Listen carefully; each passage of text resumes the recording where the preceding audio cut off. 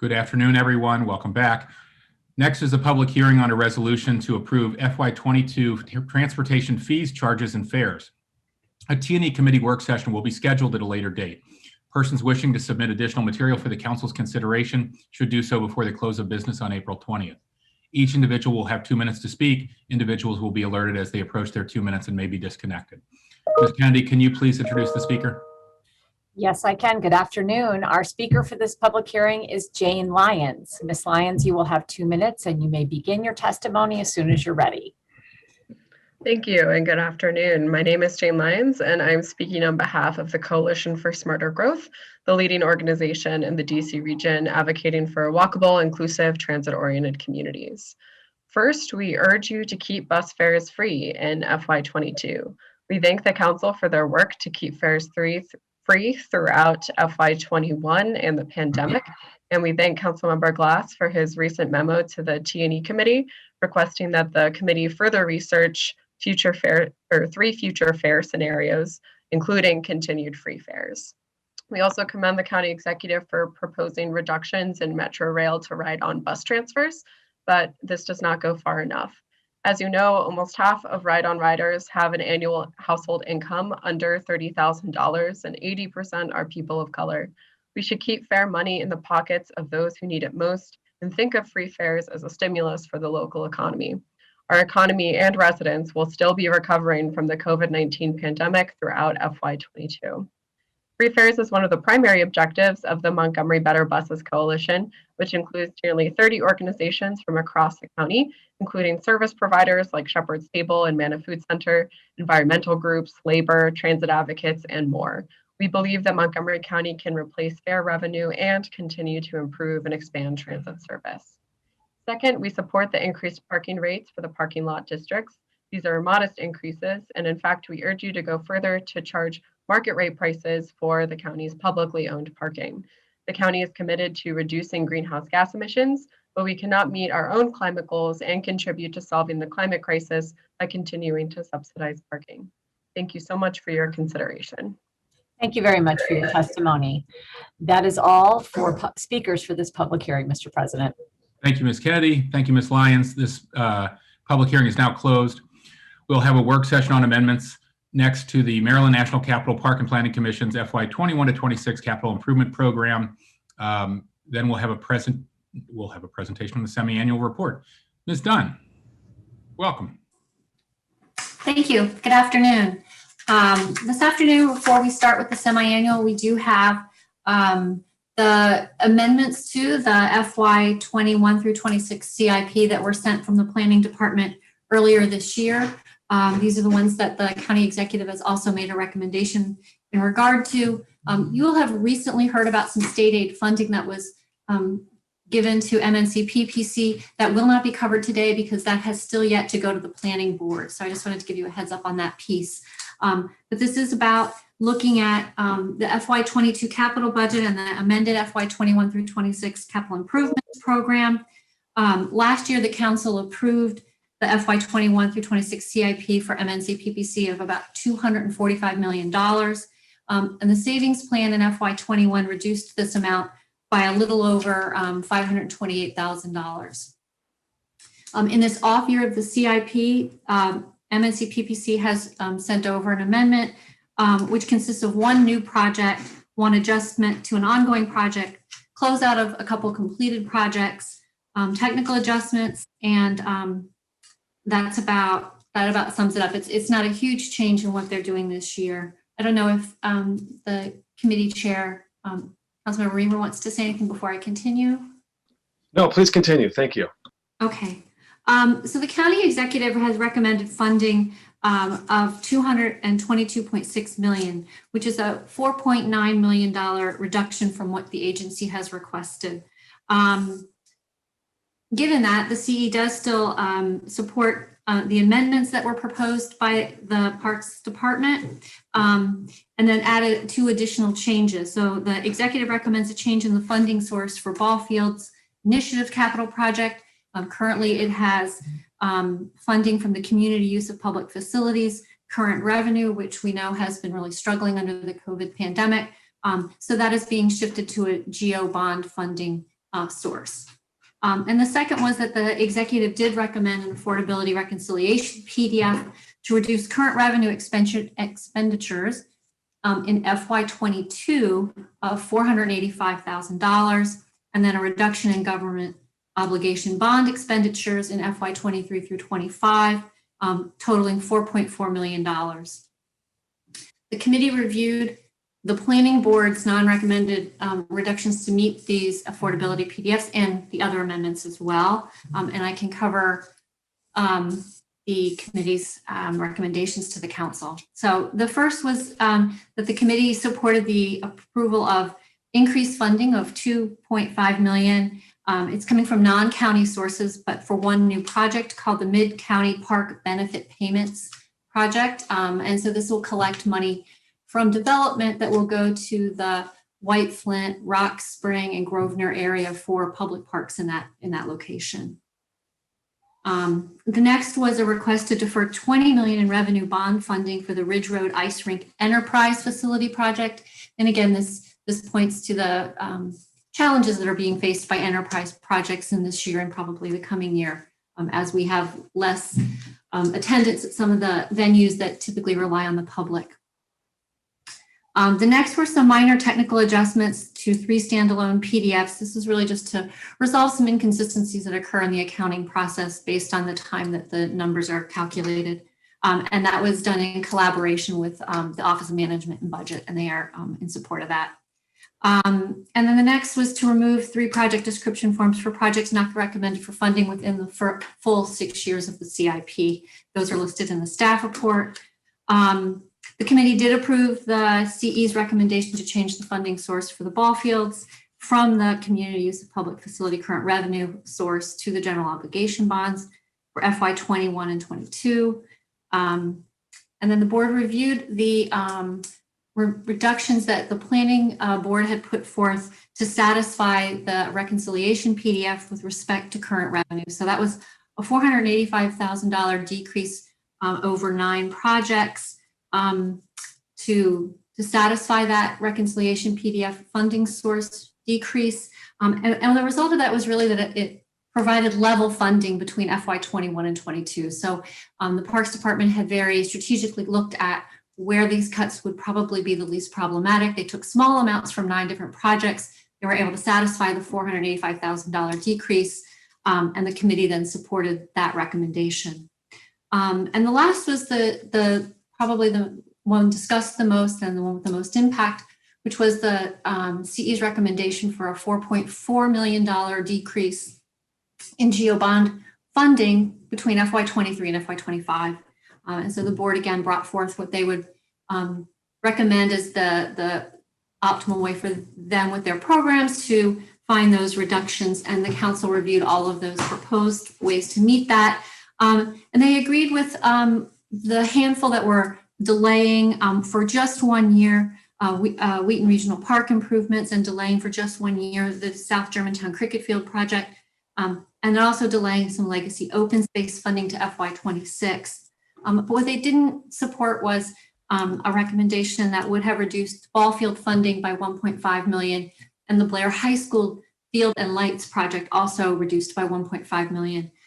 So those were not supported by the committee. So the reconciliation PDF amount recommended by the CE was not fulfilled in total by what the committee is recommending. And the one last thing was we received this after the committee had met, was the board sent over a request to remove the Circle Manor project from the pending closeout list. There is now support and investment in some housing that will be placed on that park property to keep it running and adaptive reuse. I think that covers everything. Thank you, Pam. There's the committee's recommendation. Thank you, Fed Chairman. Councilmember Friedson. Yes, thank you. I will say there are so many things during this past year that have been really tough about being in local office and serving on the county council, but being the parks lead has been the best job I've had all year. And it really has proven and demonstrated how much folks in Montgomery County rely on our parks. I think they have relied on our trail system and our parks more than they ever have, as so many other mental health and exercise and well-being and escapes have been limited. They have provided a refuge to so many people. The 275 miles of trails, the 422 parks, even the parks that were restricted in the type of activities that could be utilized there. And it's just been a credit to everybody on the parks team. I want to thank you, Mr. Riley, and I thank the Park and Planning Commission, but most importantly, thank the hardworking parks team. Councilmember Glass and I were out on Little Falls Parkway together, and socially distanced, I will say, and got to experience them moving the partitions.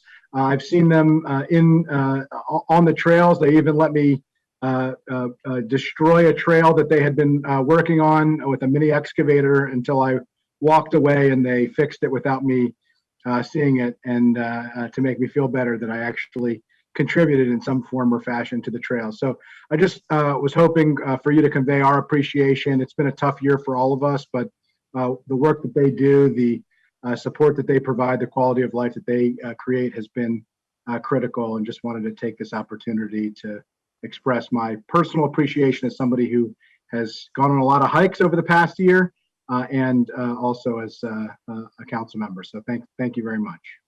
Thank you, Councilmember Navarro.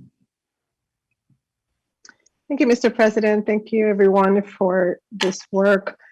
I would like to understand a little bit more about the one-year delay for the Wheaton Regional Park improvement, the $250,000, and just basically the rationale behind that particular recommendation, and what do you think will be the impact, given that the community has been very excited about this this particular project, and I know the planning board and staff has been great in engaging the community.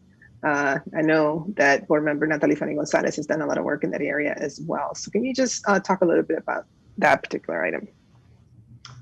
I'm not sure if Mike is on the call, but I believe that. Yeah, go ahead, Mike.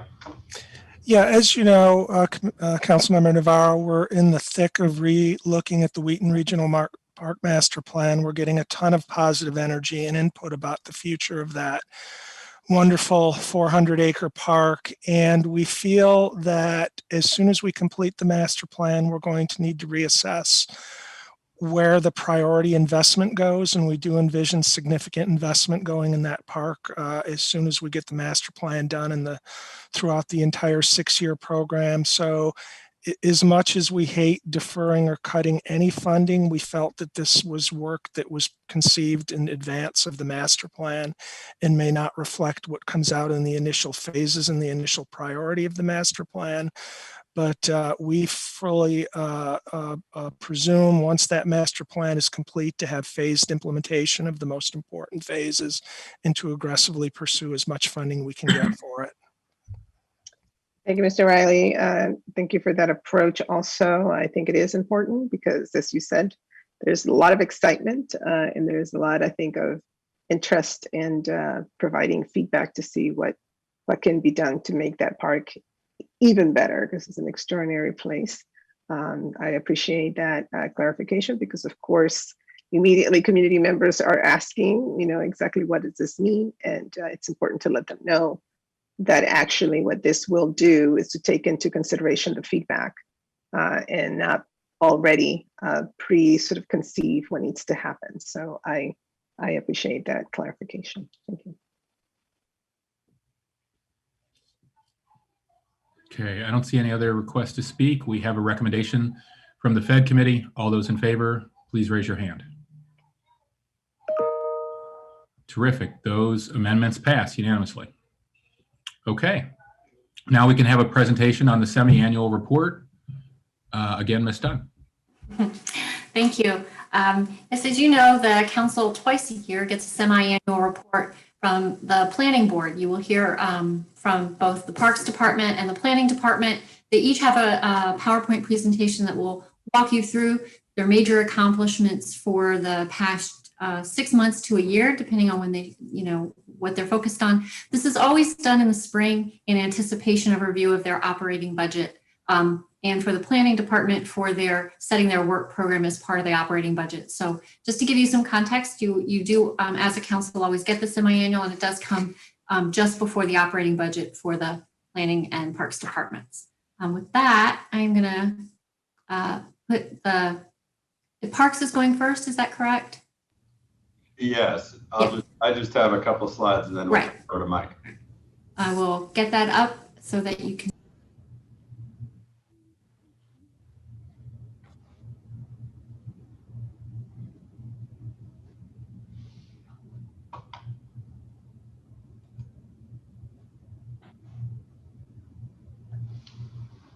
Okay, thanks for having us. I think we have at least a couple of planning board members in the call, including Natalie Finnegan-Gonzalez, and I believe Parthak was logging in. I'm not sure if everybody's in yet, but perhaps if there's an opportunity, they might want to say a word or two at the appropriate time.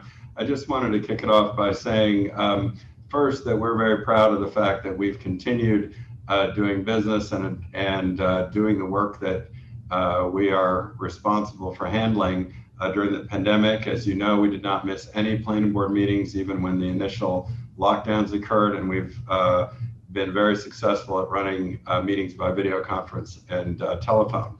I know a lot of people have questioned whether or not we could have adequate public participation during a pandemic. So I had asked our administrative staff to put together the numbers on how many people we had testifying at planning board meetings from March of last year to the present, or rather to April 1, and for the year period before that. And you see this chart shows the data. The most important number I think you'll find is that number for community participants, and you can't see the exact number there, but it is 452 members of the community testified at planning board hearings by Microsoft Teams or by telephone at meetings last year versus 355 the year before. Obviously, the more controversial and biggest items attract a disproportionate share of the participants. We told you at our last semi-annual that we had 85 people testify at the public hearing on Thrive Montgomery. And I think that really speaks well to not only the fact that we have offered the opportunity for participation, but we've been effective at getting people out and actually taking advantage of the technology and using it. We've had our IT staff working with people who are not familiar with how to log in or call in. And I think we've been very successful at getting people involved in the process. We've got some more data. I'm about to post a blog post about this, and we'd be happy to provide you with more statistics, but I think this is the highlight. Next slide. Which I believe will cover development applications. We have not seen any appreciable slowdown in development. There we go. 795 applications submitted over the last year versus 712 the year before. There's some differences in the types of applications and their complexity, so I wouldn't draw too many conclusions just looking at this data by itself, but I think it speaks to the fact the good news is that real estate development has remained in process, and we have been able to process those applications, approve them where appropriate, and position these projects to move forward. Many of them are actually under construction. Construction was an essential service during the pandemic, so it didn't stop many of these projects from going forward. And to the extent that some of them may have been delayed, they are queued up and ready to go as the economy hopefully recovers over the next several months. And with that, I think I will turn it over to, we might have one more slide here that just has a few more data points, but I won't belabor that. It just further amplifies what I said a minute ago, which is we have got actually quite a lot of participation in all of our public meetings and processes. And there's Natalie up there, I see her on the screen. And as Councilmember Navarro just mentioned, she's been involved in a number of these, including the Wheaton Regional Park outreach, the Silver Spring Master Plan and some of those other projects in addition to Thrive and the day-to-day work that we do in the planning board meetings. So with that, I'll turn it over to Mike to talk a little bit about what we've been doing with the Parks Department. Thank you very much, Casey. So your opening photograph here is what we call warm-up days. It was part of the Picnic in the Park program. This is at Acorn Park, which is one of the more popular venues. I cannot absolutely confirm that those are adult beverages in those solo cups, but they could legally be. We created the Picnic in the Park program in partnership with Visit Montgomery to support our local restaurants. We've been running it in 9 parks since September. I'm very pleased to say, despite concerns about the allowance of alcohol in the parks, we have had no reported problems. People have behaved appropriately. And then we added the warm-up days over the winter months where guests could register for their own fire pits, and we would provide the chairs, the fire pit, the firewood, and the kindling, and the staff to assist with starting the fire. We sold out every event, and we generated $1,600 in revenue. Not a ton of money, but every penny counts. But my main point to make here is we've allowed alcohol and fire in the parks, and nobody has been hurt. Next, please. So this is just our infographic that we update constantly to show what's open and closed. Of course, the list of what's closed is shrinking. The next to open will be our nature centers at a limited basis in our park activity buildings. Of course, recognizing the current health orders. Most recently, we've opened the train and carousel in Wheaton Regional Park. We reinstalled the basketball rims towards the end of March and the first week of April when the health order no longer considered basketball a high-risk sport. And of course, our athletic fields are open for spring sports under the 50-person outdoor gathering limit. Next, please. So our open parkways have been extremely popular even during the winter months. We continued the open parkway on Beach and Sligo.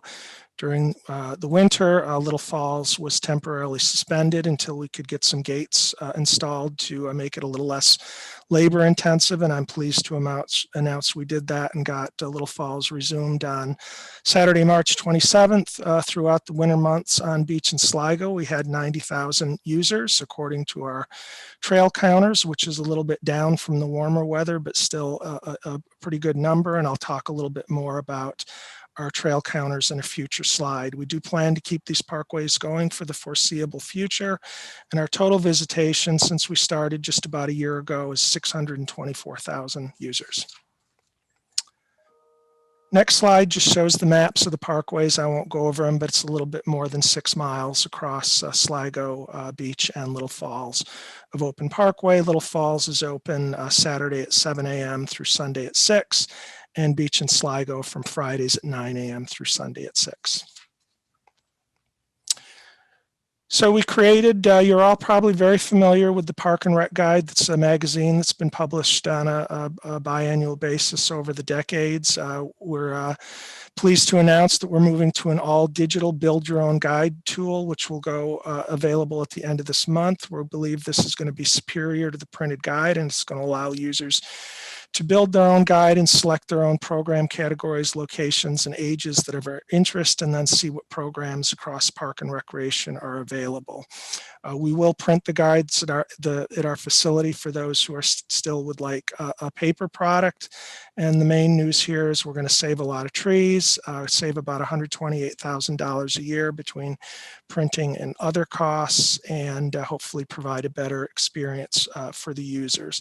This will be rolled out on our current system, Active Montgomery, but as you know, we are upgrading to a new and improved version of our online registration system for Cup, Rec, and Parks that'll be rolled out this fall, and we expect that to be a great improvement to the current system. So next, I want to brag about our small but mighty program access team. They assure that every person, regardless of abilities, gets to enjoy our facilities and our programs.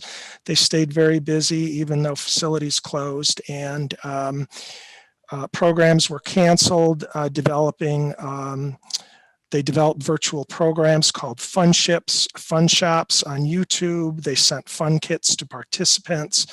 They developed and launched an outreach campaign to enhance the use of adaptive equipment, including fishing equipment, adaptive golf tees, gardening equipment, and they worked very closely with our nature centers to modify nature programs that offered new programs specifically designed for youth and adults with disabilities. And most recently, they developed a new walking program called Montgomery Explorers, which launched on April 1st. It is a program designed for residents age 50 and better, not 50 and older, 50 and better. So I'm very proud about how they've continued to assure access to our programs while there was a time of closure. Next is the Henson Museum. I have a very brief video at the end, a walkthrough video. I'm thrilled that the construction is now complete.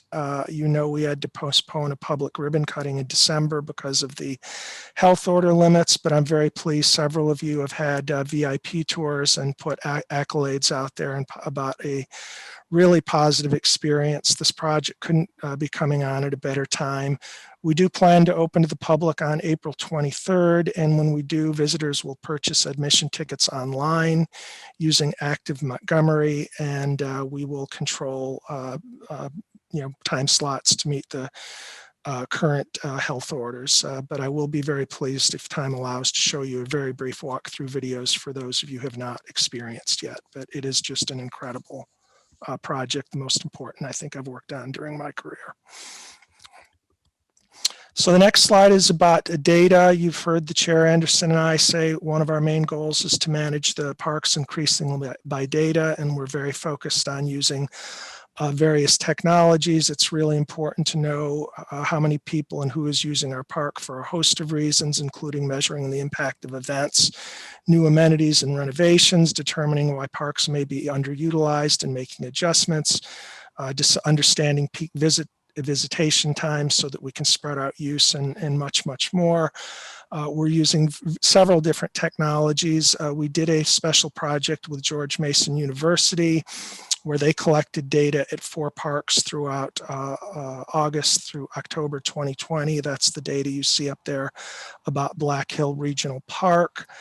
We are using trail counters. There's 2 different technologies we're using, something called an eco counter and another one called Traffics. That photo on the left is an eco counter we just unveiled last week at the Capitol Crescent Trail, which shows bicyclists on one side and pedestrians on the other.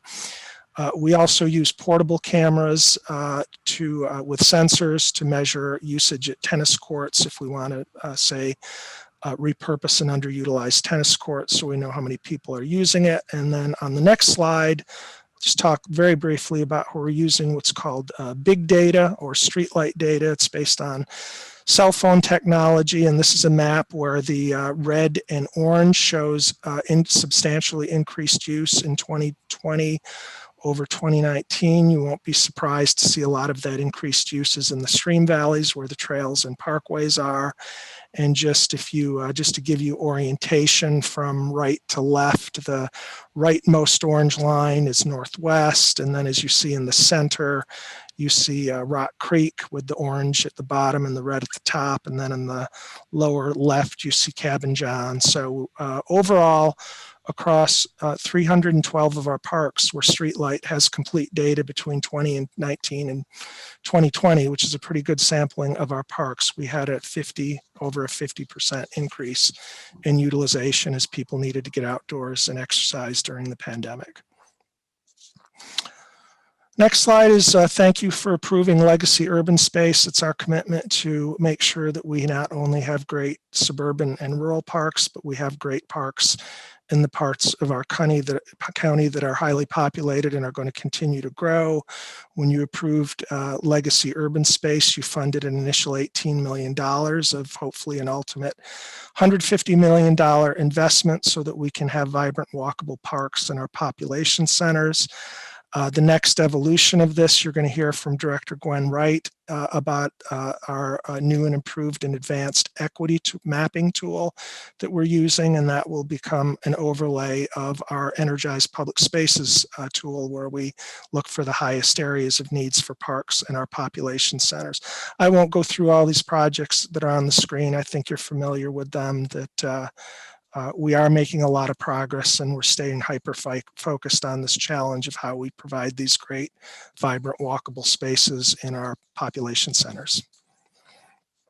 Next, just a little bit about stream restoration. I know that you probably have seen some communications coming into you questioning the value of stream restoration as part of our countywide water quality goals. I've talked to DEP Director Adam Ortiz, and we're both pretty aligned that stream restoration, when done properly, still plays a major role in meeting our water quality goals. The photo on the left is a project where we had an eroded bank in a park from a public storm drain, a DOT storm drain in Edith Throckmorton Park in Kengar, and we designed a solution, and DOT implemented it.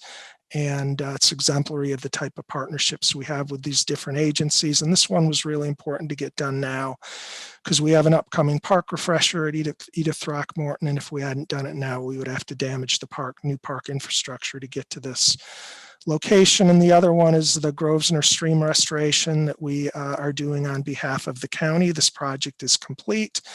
If you look carefully in the upper right picture, you can see an exposed Washington gas line where that bank had totally eroded away. It's just kind of hanging in the air. So we did Washington Gas a favor and stabilized that bank and reburied the gas line. And I will come back in the fall when we have prettier pictures after all the vegetation grows in and shows to be a more naturalized, stable stream bank where one had become destabilized and eroded.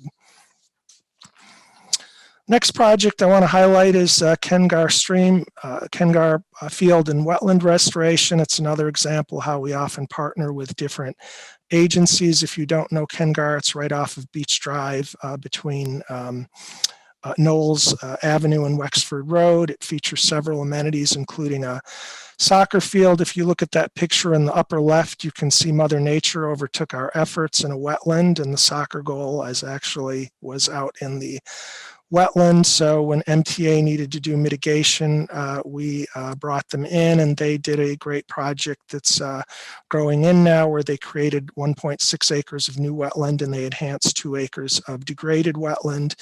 They built us out a new pad for a soccer field, and then we came in with our great ball field team and finished the construction of the soccer field. So I think this is just another good example of how we try to find win-win solutions with other agencies when other public policy objectives need to be met. Another one I want to highlight is Nolte Community Garden. Our community garden program's in its 12th year now. We're serving over 500 residents, but we have long waiting lists.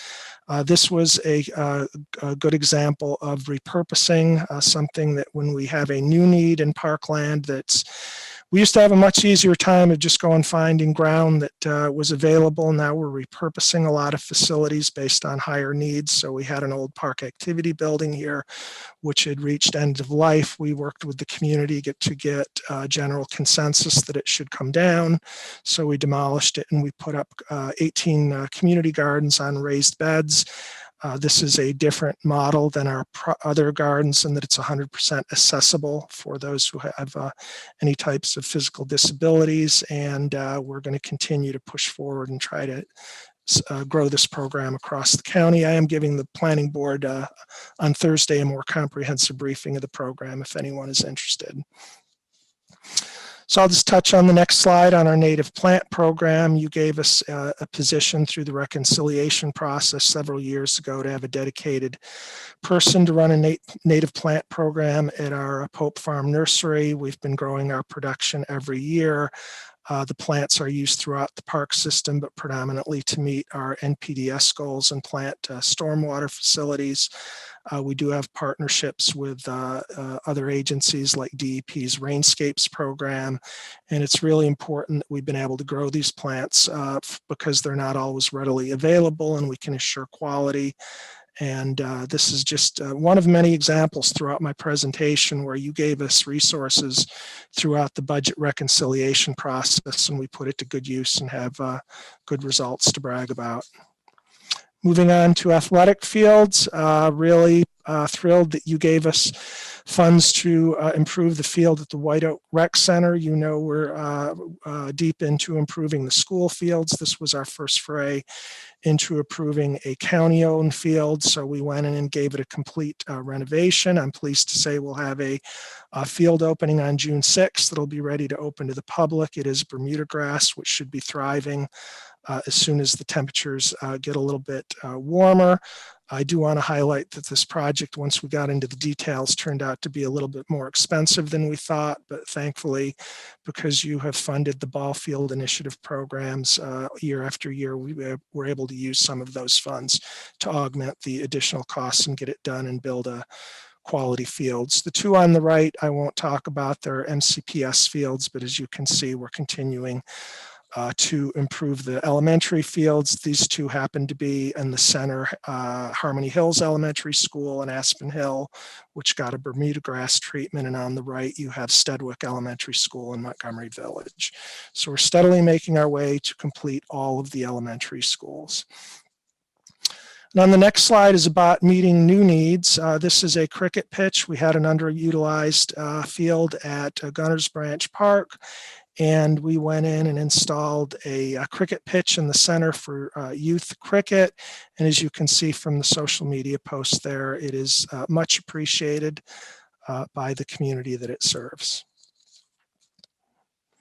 Then lastly, on athletic fields, we continue to buy the latest and greatest equipment. This is called a Rotodarian. It does the work that used to require multiple machines and a lot of manual labor. It does sod cutting, tilling, rock picking, debris removal, and surface leveling. As you can see, it leaves a nice bed to either put down sod or new grass seed. I've had a lot of people ask me if I can bring this to their front yard, and unfortunately, I have to say the answer is no. But according to our field expert, Cliff Driver, he believes that this gives us about a 300% increase in efficiency in how we used to do this years ago to how we can do it today when we have to do a major field renovation. So another example of when you give us resources, we try to put them to the most efficient use possible and stay on top of the latest and greatest tools and technology.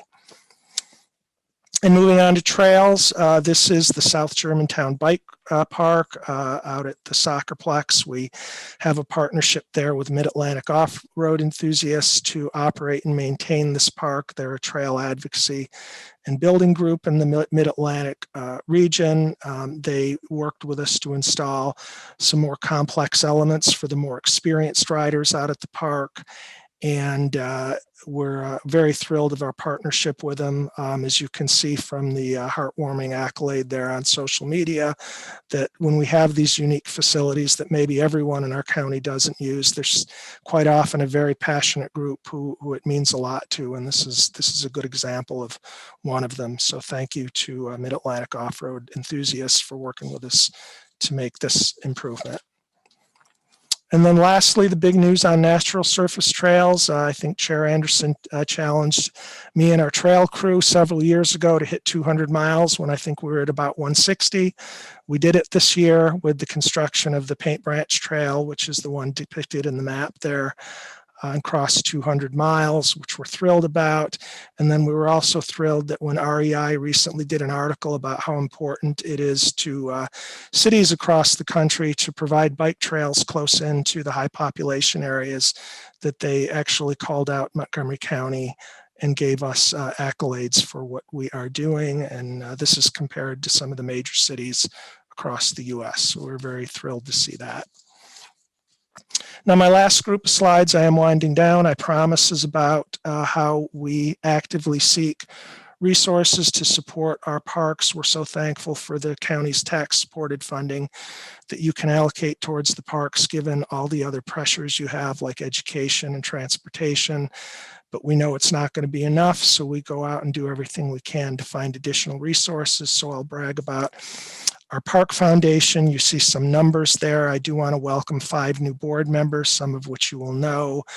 Devin Ellis, Trish Heffelfinger, Sean Jenkins, Emery Linder, and Aruna Miller. I know you know some of those names from the great community service those people have already brought us. In addition to what you see on the slide, just to tell you some other things the foundation does you might not know about it. They facilitated the donation of a trained bloodhound to the Montgomery Park Police. They bought the eco counter I just showed you on a previous slide for the Capitol Crescent Trail. They administered funds and oversaw the completion of the Outlook Terrace at Brookside Gardens. If you haven't been to the Visitor Center lately, you're going to be surprised when you look out that window and see a brand new terrace that'll be very popular for gatherings and weddings, complete with a beautiful stone fire pit. They installed pavers along the Footsteps for Freedoms to generate money for the Henson Museum. And late breaking news, they're about to receive a $400,000 bequest from a donor at Brookside to do additional improvements there. So they really chugged along during the pandemic, and I need to thank them. Another way we generate resources, as you know, is through public-private partnerships. We have about 40 of them and counting. I'll just highlight 2. Meadowbrook Stables just completed a brand new covered stable at the arena that we worked with them on. It was a $1.5 million investment that they totally contributed. We did not have to submit any tax-supported resources other than staff time to work with them, and it's a beautiful arena. I think it turned out great, and it's going to help ensure their financial viability going forward and allow them, of course, to conduct programs now, even if it's rained and the rings are wet. And on the right, something brand new that I think is really cool. Our partner Bethesda Community Baseball Club that operates the Shirley Povich Field at Cabin John has procured a donor for a bronze statue. It's going to be the famous sports journalist Shirley Povich sitting on a bench interviewing the famous baseball player Walter Johnson, also known as the Big Train, who the team is named after, and we have a high school named after. And it's going to be cast by a renowned artist named Toby Mendez. His work, among many other prominent installations, includes the Thurgood Marshall Memorial at the State House in Annapolis, and also the Baltimore Oriole greats that are in the field at Camden Yards. So we're very pleased to get this wonderful amenity added to an already wonderful amenity by our partner at no cost to the taxpayers. The last thing I want to add on partnerships is knowing that a lot of them lost revenue during the pandemic. We did make sure that no one went under. We provided almost $300,000 in rent abatement that is going to be forgiven if they could prove to us that they lost revenue during the pandemic. So we're trying to be the best partner we can during difficult financial times. And then program open space, we would not have the great system I'm bragging about today if it were not program open space. It was established back in 1969 by the state. Whenever anybody buys a house or land, a 0.5% property transfer tax is collected, which funds the program. And I'm really happy to announce that the General Assembly fully funded it this year. $8.8 million will come to Montgomery Parks. Over the last few decades, there's been times where that funding source has been diverted for other purpose, but it seems in Annapolis there is a renewed commitment to it lately, and I'm very thrilled of it. This is just a few of the projects it's benefited from, and I would say more parks probably have benefited from program open space than have not over the decades. And as you can see, that staggering number there, since its inception, we've received $213 million from the state. And sticking with the good money news, this was just too good to believe. We had to keep checking every day. We were hearing coming out of Annapolis, but it is real. We're going to get a $10 million capital grant to continue construction of the Powerline Trail and the Pepco right-of-way between Germantown and Cabin John. As you know, this is something we started with a 6-mile natural surface trail down towards the Germantown way. This is going to allow us to build a significant portion of the paved trail. That photo there pictures former county council member Dave Scull, who was absolutely instrumental during the Pepco Exelon merger talks to get this precedent-setting project in the works, and I need to thank him for that. He always self-refers to himself as the oldest living mountain biker, so I can say that without, those are his words, not mine. So thank you, Moore and Dave, and thank you to our state, to Mark Corman and all of our state Montgomery County delegation for helping bring this home. I know Councilmember Friedson, I think, was involved in the conversations on this as well. So I just can't say enough thank yous. And then on top of that, we've been each year for probably 7 or 8 years approaching different districts for what we think are important bond bill projects in our parks. This is the first time that we pursued bills in every one of the 7 districts across the state. Never in our wildest dreams did we think that we would get funding in each of the 7 districts. But we did, to the tune of $1.6 million. You see the projects here. We tried to spread them across the county. We used our equity lens in determining some of these projects and prioritizing them. And again, thank you to our Montgomery County delegation of the Maryland General Assembly for bringing a lot of money to our parks during this session. And my last group to thank for bringing resources to the parks is our volunteers. Even though the numbers were down due to health restrictions during the pandemic, you could see they're very, very impressive. I do want to introduce our new volunteer coordinator, Valeria Espinoza. Our volunteer coordinators are very famous out in the community because they work with so many different passionate people. So I know there will be a lot of people, if they don't already know Valeria, will get to know her well over the next year. So that's it for the parks. As you can see, it's all hands on deck. Here's our park maintenance worker and our chair showing the gamut of the park staff out there putting up the rims. So thank them all. And if you'll allow me 2 more minutes, we will close with a 2-minute walkthrough video of the Henson Museum before we go on to Director Wright.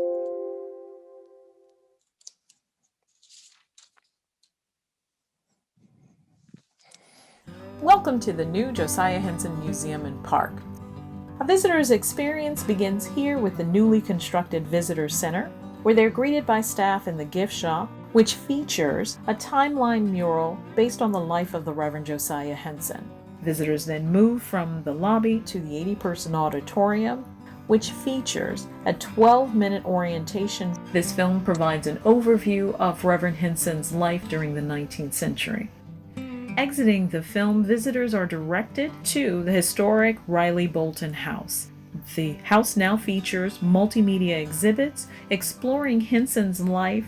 You'll see our archaeological artifacts are also key components of the exhibits throughout the museum.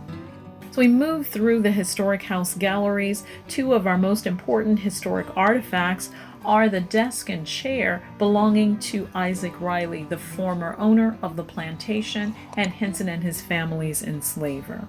Continuing on through the last gallery space on the first floor, we will see comparisons in this computerized interactive between Henson's autobiography and Harriet Beecher Stowe's fictional novel. We also have a collection of 19th century publications of both Uncle Tom's Cabin as well as Henson's autobiographies.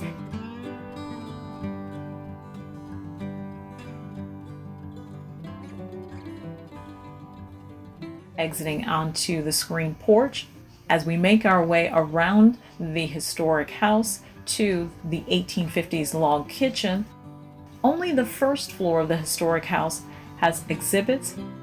You'll see one of the most recent archaeological excavations, a 19th century farm roadbed, which has recently been discovered. This area focuses on the life of the enslaved. We see the restored hearth and a partially installed loft, and would have been an area where the enslaved would have slept in a space where they also worked. And you have an opportunity for visitors to play a variety of different narratives of the 19th century. Where we leave you is from the view of the largest excavated area on site, the foundation of a structure which we believe to be the overseer's house. now overlooking Josiah Henson Museum and Park.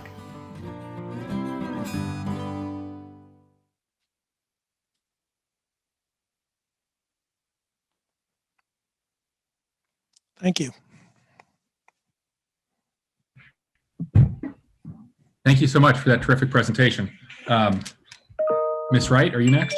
I am next, and we have another PowerPoint. I have to say that, Mike and I always sort of take turns each year. One goes first and the other goes second. And we always dread being in the second place because we've worn you out with the first presentation. So everyone take a deep breath and we'll try to go through the planning presentation relatively quickly so that we can have an opportunity for questions. Next slide. So our biggest project that we want to report on is Thrive Montgomery. Nearly 3 years ago, the council assigned us this project, and we took it on, and we committed to a very strict schedule of trying to do a project and get it to you on time, but with a great deal of outreach and input from all of the residents of our county. Well, I'm pleased to say that we've accomplished it. The planning board had their final vote on last Thursday on the planning board draft of the plan, and it is being transmitted as we speak to you all for you to take it up as a public hearing and work sessions this summer. From an early point, we identified 3 big goals or objectives: economic competitiveness, racial and social equity, and environmental sustainability. And through our working draft, our public hearing draft, our planning board draft, those objectives, that overarching framework has remained the same. Next slide, please. What we have done is we've organized the public hearing draft into, the planning board draft into 6 chapters. And those 6 chapters cover sort of the big ideas, the big ideas and things that we think need to be our focus if Montgomery County is going to continue to thrive over the next several decades. First is compact growth, which really relates to corridor-focused development. Complete communities, which relates to really having a mix of uses. This is the 15-minute living idea where people can actually live, work, and play without having to drive long distances. And we have communities that really are, we embrace the importance of place and that they are complete communities. Including transportation and communication networks, figuring out how we tie together with all kinds of modes, whether it be vehicular, bicycle, pedestrian, transit, and as we've all learned during the pandemic, communication, virtual communication. We have to have all of those modes in order to keep us a connected web of communities, and they're all extremely important. The next slide, please. The next 3 chapters relate to affordable and attainable housing. And in this regard, as we've said many, many times, we need more of everything. We need to have many different approaches to making sure that we solve our housing crisis. We need preservation. We need production of market rate housing. We need production of affordable housing that is targeted to a variety of income groups. We need accessory dwelling units. We need other kinds of attainable housing, such as missing middle. It is not just one strategy. We need more of everything. We want to focus on design, art, and culture. One of the things that's really important is Montgomery County does have a history. It has a whole variety of great places. It has a lot of culture. It has a lot of fascinating people and quirky, fun places to visit. And we need to build on that. And we have made a big effort to look at placemaking, but we need to really bake that into everything we do in the future. And then, of course, you know, we've just heard a lot about parks and recreation. It really is about healthy living, about how to get people out of their houses, about how to get people into nature, about how to get people recreating. And that's tied in with our placemaking as well. One of the things with each of these chapters that I want to emphasize is that all 6 of them relate to our 3 core goals of a great economy, equity, and environmental sustainability. Each of these 6 chapters talks specifically about how they are going to help accomplish those goals and lays out metrics so that we can measure whether we're achieving that accomplishment. We are very, very proud of the outreach that we have done and that we're continuing to do. Again, this slide lists some of the things that we've done. We've had literally 166 meetings and still counting because we're still doing more meetings with the community about this plan. We have done a robust virtual kind of outreach with web page views, on-demand videos. We've had a lot of, we've used everything from on-demand videos to Twitter storms to, when we were in-person meetings all around the county. I think the result of all of this is reflected in the fact that there were 85 residents who testified during the planning board public hearing on this plan. It was a lot of testimony. In addition, we got hundreds of pages of testimony, which our staff went through and literally responded to each and every written piece of public testimony and provided those written responses to the planning board. The planning board had 10 work sessions on this plan and made, again, significant changes in sort of how to frame and how to express a lot of the goals that we've been talking about. But the basic premise, the basic foundation was pretty well reflected in the working draft and the public hearing draft, and the planning board has made it stronger. They have focused on things like metrics to really measure how we're going to achieve these goals. So you're going to be seeing this document any minute, and I hope that you are as pleased with it as we are. I think we're going to have a great discussion with the council about it through the summer, and hopefully it will be approved and ready to build on in the next few months. Next slide, please. In the meantime, as I always like to say, we are not just writing the Thrive Montgomery plan, we're trying to begin to put it into reality.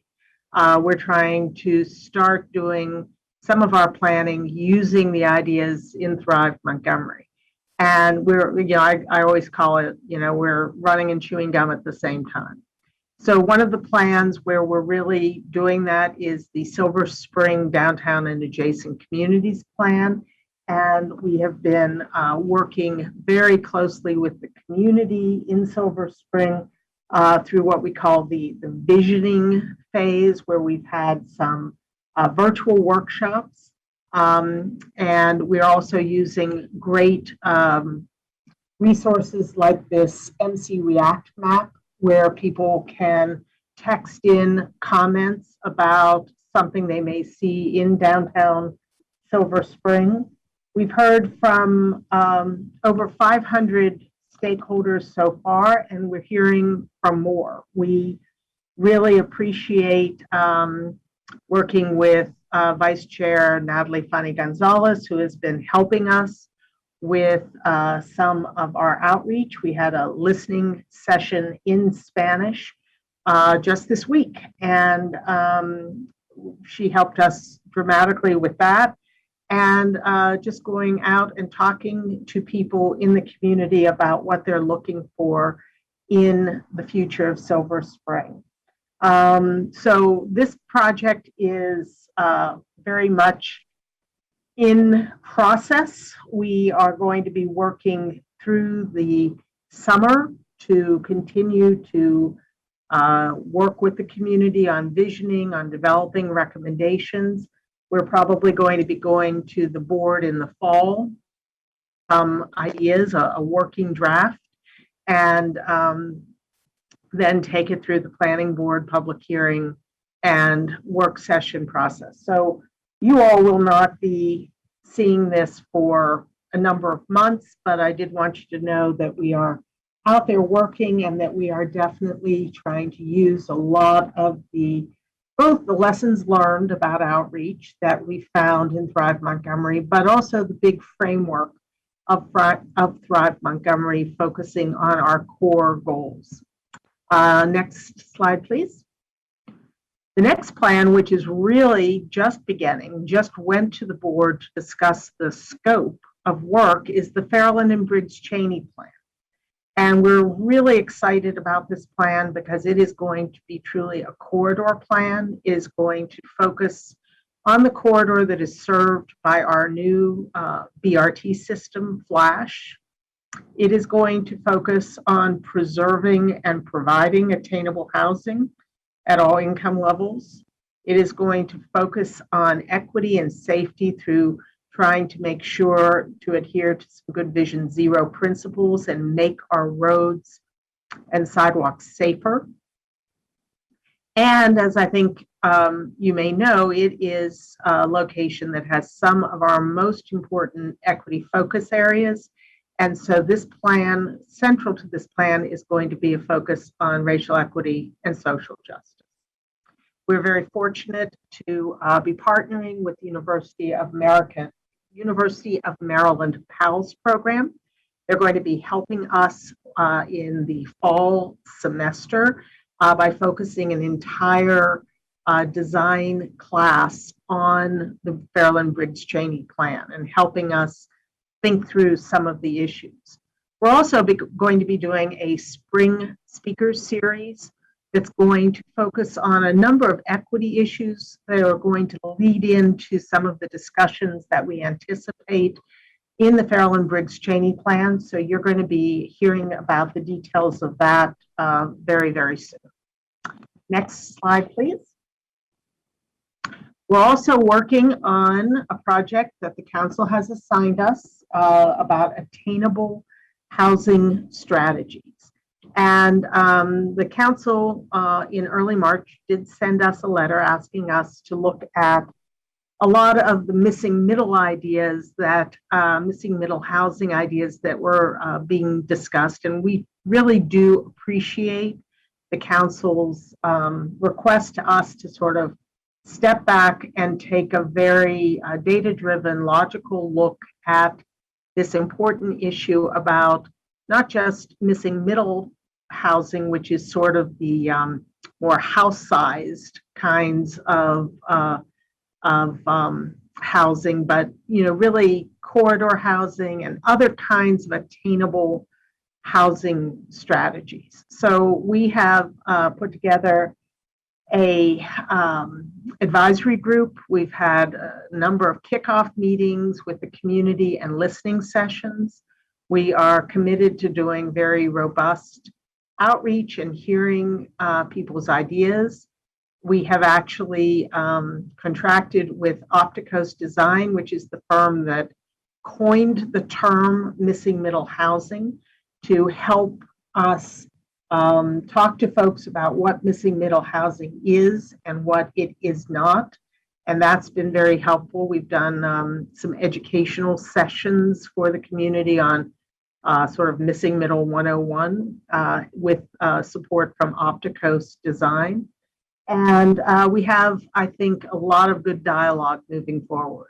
We're going to be getting our thoughts together and get those to you by the end of June so that soon after you finish your work on Thrive Montgomery, you can take this topic up And we are, I think we're excited that there will be some good ideas and recommendations coming out of this. Next. Through all of this, you've heard me talk about sort of our equity agenda for planning and how we are trying to integrate the issue of equity into our all of our projects. And I know we've made a presentation to you on this, but I wanted to give you an update on some of the work that we are doing specifically. I mean, we have done a great deal of staff training on the topic. And we have actually created a staff-led equity peer review group. So we have a group of staff people in the planning department from many different parts of the planning department who come together and provide comments and review on our planning products that are coming forward, and review them with an eye to whether we're really looking at them appropriately with an equity lens. So we also have staff who are in our research and strategic projects division who are working on that map that Mike Riley mentioned of being able to really map appropriately our equity focus areas and develop an equity opportunity index so that we'll be able to actually measure whether we're making positive strides in meeting some of our equity goals and objectives. We're coordinating with OLO, the Office of Legislative Oversight, on the racial equity and social justice statements for ZTAs and other kinds of legislation. We are working on the street renaming project, and we work very hard on Vision Zero. And I do want to just emphasize that we really do see Vision Zero as an equity issue. We think that many of our residents who are taking buses and walking on some of our most busy thoroughfares really need to have equitable treatment. It should be safe for everyone to walk to a bus stop, to be able to stand at a bus stop and not worry about being hit by a car, to walk to school and have a sidewalk to stay on or to bike on. So those things we think are a very important part of equity and are a big part of our focus. Next slide. We are, again, looking also at, I think what I've focused on is that we've been looking at a lot of very detailed kinds of plans and issues, but we're also looking at some very big regional transportation issues right now. We've taken on the I-270 Transit Functional Plan, which we're calling Corridor Forward. And that plan is meaning to look at holistically the most advantageous of the many master planned and speculative transit options that could improve accessibility for communities along the I-270 corridor, from Frederick to Point South, including Tyson's Corner and Washington, D.C. And we have made a lot of progress. We started off with about 13 different options, which have been studied by our consultants and ranked, and we are focusing in on 6 options for further study. If we could go to the next slide. These are the 6 items for additional study.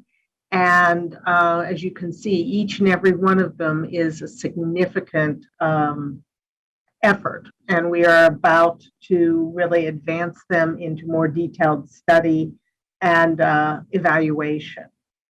We anticipate a planning board public hearing on this study in fall of 2021, and that you will be seeing this in winter of 2022. And again, we hope it will help direct how we prioritize some of the different transit options along I-270. Next. Speaking of I-270, we have been very actively participating in the I-270, I-495 managed lane study. I'm really pleased with how Carol Rubin on our staff has really taken a leadership role in this. I think has worked with the community, has worked with the state, has worked with a number of the council members who are interested in this project, and trying to figure out how to move the study forward while still maintaining the goals that we as a county feel are most important, and making sure that all of the communities that may be affected by this project have voice and have an opportunity to be heard. We're very aware that there's lots of discussion going on about this, and we're staying on top of it, and we're trying to again be an asset in helping focus this discussion. I mean, we have a specific interest in terms of our transportation goals and our park goals.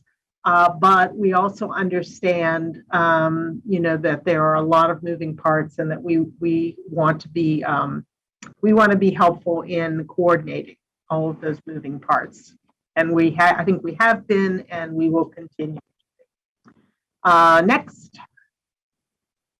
In the midst of all of this, we continue our regulatory work. As Chair Anderson mentioned at the outset, we actually had more regulatory cases in the last year than in the year before.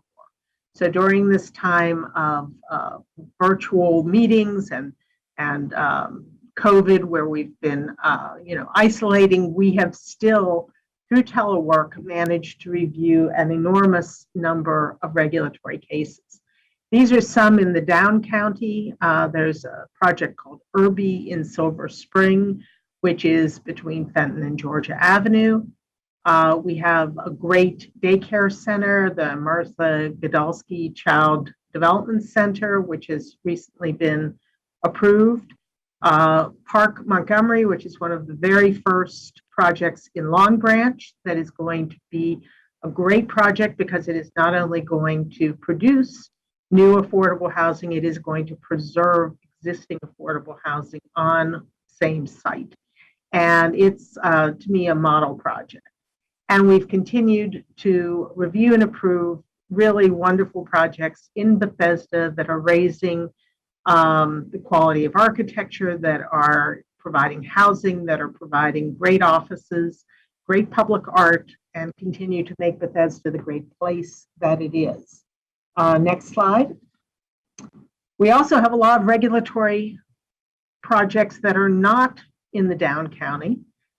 We have had a wonderful new building at Pike and Rose, an office building, and there's also work going on to create some biotech buildings in the same general part of Pike and Rose. So we're very excited about that. We've had a great project, College View Campus in the Germantown area, the Wilgus project, which is in the area just north of Pike and Rose. And we have had some single-family house developments in Clarksburg, including Creekside on the west side of I-270 and Ashford Woods on the east side of I-270, each of which are being done with 25% MPDUs, and these are 25% for sale MPDUs, which are, as we all know, rare as hen's teeth. And we are so excited that we are going to, again, provide not only some housing choice of single-family detached houses in the Clarksburg area, which is what that area is zoned for, but moderately priced dwelling unit for sale single-family homes. And so we think that's a real win-win. Next slide. So, again, it is overwhelming, and I always feel sort of embarrassed after going through this whole presentation to sort of put this list out. There are so many projects I haven't even had a chance to talk to you about. So I'm putting them on this list. Some of them are ones I've talked about, but others like the pedestrian master plan, which is an amazing project, our retail and diverse communities study, our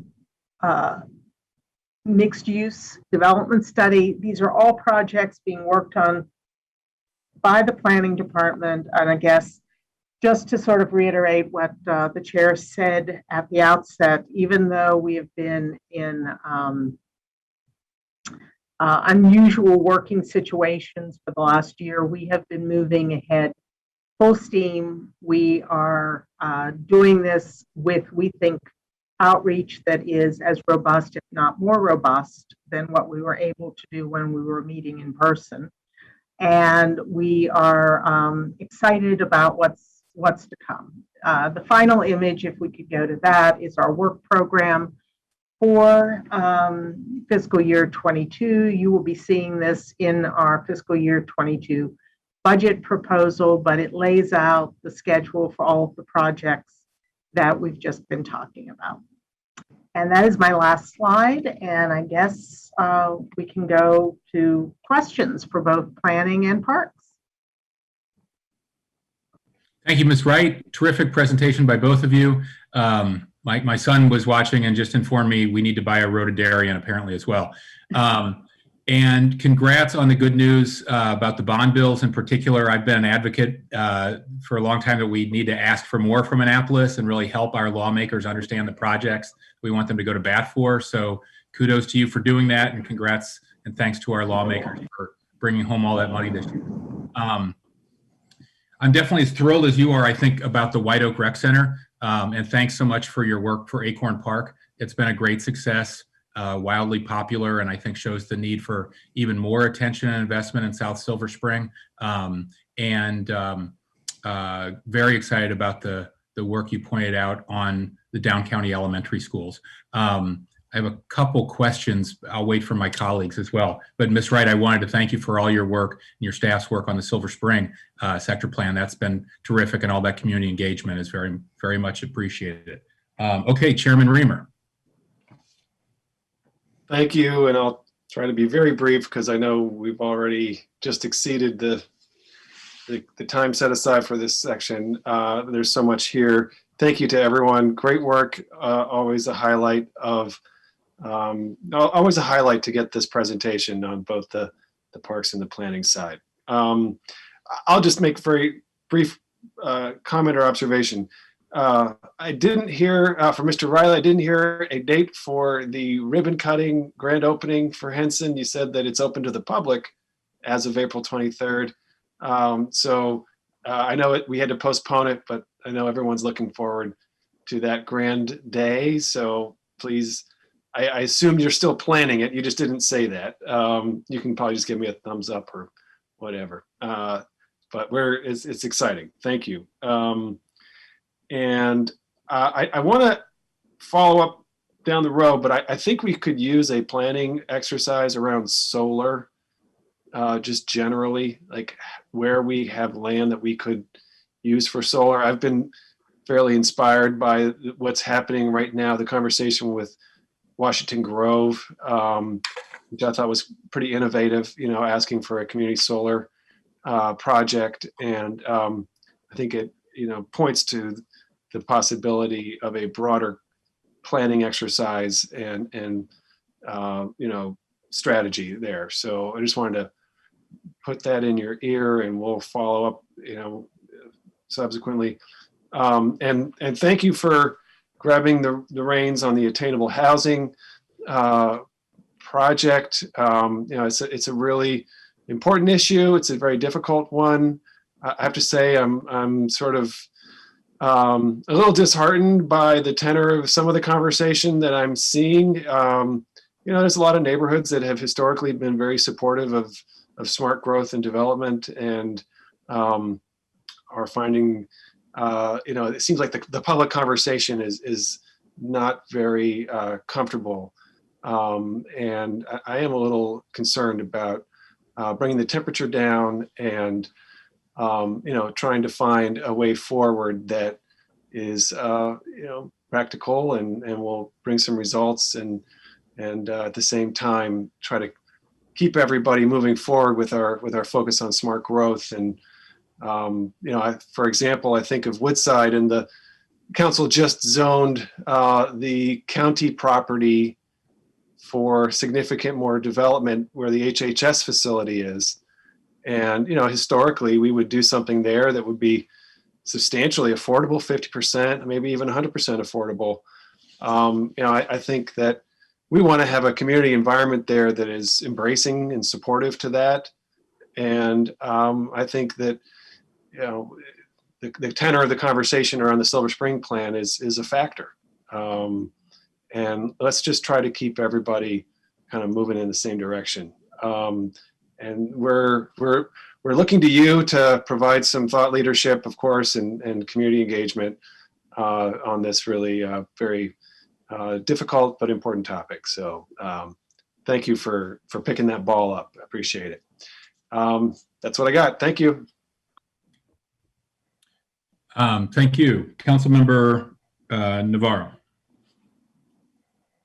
Thank you, Mr. President. And wow, great presentation, great update. You guys have been so busy, and really appreciate it. Couple of thoughts and comments, and I guess a general question. Very excited to see the slide on how you are working through the issues of equity. Earlier today, we got a presentation about our budget and overview, and we also have now a new council staff person that is going to be working on these issues as we go through our budget. So it's awesome, and I am so appreciative that you have also proactively included this as something that we very much wanted to make sure we included in our legislation. And so it's super exciting to see how you're approaching that aspect. Everything was great, and I look forward to many of the subsequent sessions to discuss, more issues in detail. But the one piece that I needed to share is that, as you are working on the Fairland and Briggs Cheney master plan, which is in District 5, but it's an area that I represented when I was first elected to the council.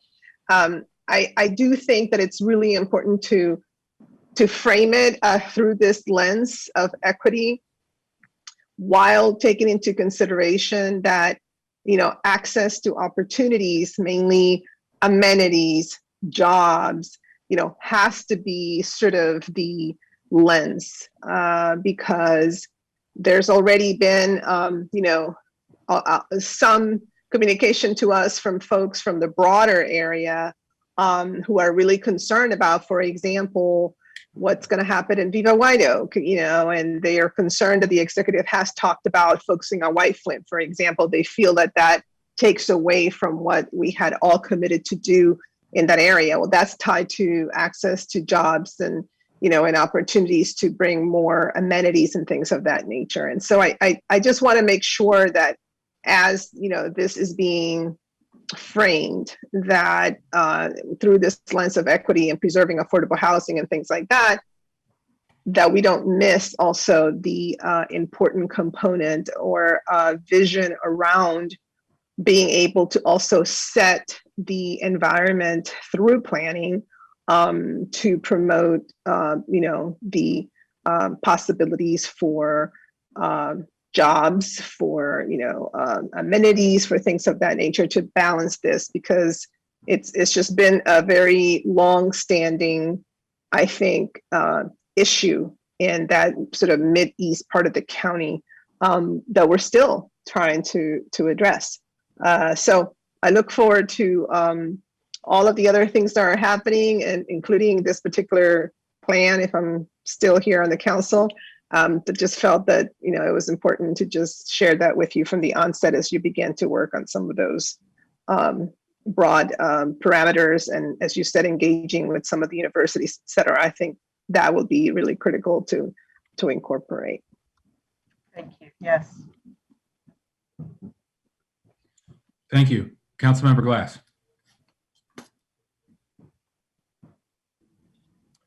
Thank you very much, Mr. President. Excellent presentations. And I would say to Ms. Wright, I was still with you on your presentation. So I don't know how you and Director Riley, coordinate who goes first, who goes second, or you rotate, during the semi-annual reports, but we were all with you. So thank you. I'm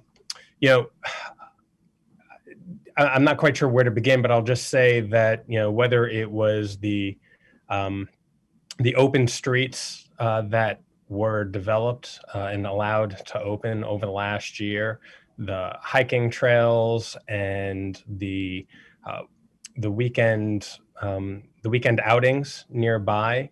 And over the last 2 consecutive weeks, I was at Brookside each weekend, first checking out the cherry blossoms and magnolias, and then now the tulips. And I'm excited to see what'll be out there next weekend or the weekend thereafter. And then, as Director Riley showed in his presentation, the South Silver Spring pit fires and such. It was a great year for the parks and for residents of Montgomery County. To be able to get out of our houses and apartments and to see people in a safe, enjoyable manner. And so kudos to Director Riley and your entire team and the planning board for helping provide that vision as well. I think every single person needed the experience and enjoyed it, because everywhere I went, there were lots of people there. And so again, my hat's off to you. And then Ms. Wright, for the work that is ahead, whether it's the downtown Silver Spring plan and the engagement that is part of that. And we all see that engagement, and that engagement is in the emails and the Zooms and the social media. So I know that you all are hard at work. Engaging the community and getting as much feedback as possible. And I look forward to seeing what's there. But then also, as Councilmember Navarro just said, I too am particularly interested in the Fairland and Briggs Cheney plan to see how we really focus on equity and then focus on the unique needs and challenges of that particular part of Montgomery County. So a lot of work to do there, but I hope you're visionary in it. I hope that you take this opportunity, recognizing that you have the support of all of us to do right in a community that might have been overlooked in years or decades past. And so big plans ahead. I look forward to seeing all that. But again, I just want to extend my appreciation for everything that you've all been able to do, because given all the challenges, you've all stepped up. And I know people recognize it and appreciate it, as do I. So thank you very much. Back to you, Mr. President. Thank you. I'm glad there's so much interest in the Fairland Briggs Cheney plan. I had just texted my staff suggesting we do some sort of town hall up there like we did on the Veers Mill plan. And I think my staff have reached out to Parks planning staff right now. So glad there's so much interest from my colleagues, and I hope we can make that happen. Councilmember Friedson. Yeah, well, I have interest in the Fairland plan because the planning board chair took me mountain biking through the Fairland Trail, and I am hoping that any video or physical picture evidence is not shared with the public on my prowess or lack thereof on a mountain bike for the first time ever. But it's a great facility and a wonderful community. I look forward to that effort as well. I said most of my piece about the parks and trails and all of my appreciation. I see planning board member Natalie Fana-Gonzalez here. Great to see you as well. So I will hold off on that. I did want to just add to the comments about the Josiah Henson Museum in particular. I had the really great privilege to be able to go tour it with my dad.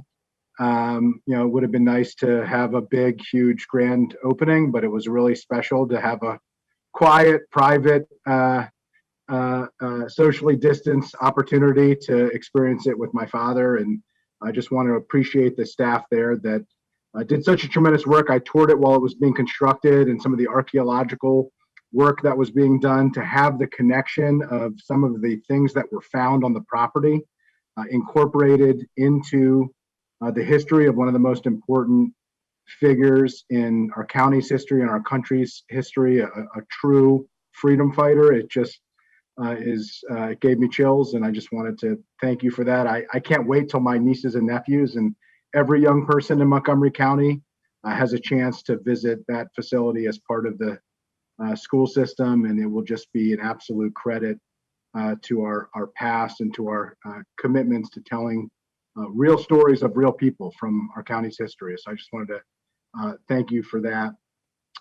Really appreciate and look forward to the bench and statue at Shirley Povich Field. I bumped into Bruce Adams recently, former council member, and he is, like with many projects at Shirley Povich Field, very actively involved in that, I know, and he was lighting up telling me about that project. I look forward to that, and I'm really excited about the Brookside Gardens bequest that you mentioned. Can't wait to see that remarkable world-class facility put those private funds to work to continue to provide the crown jewel of the park system.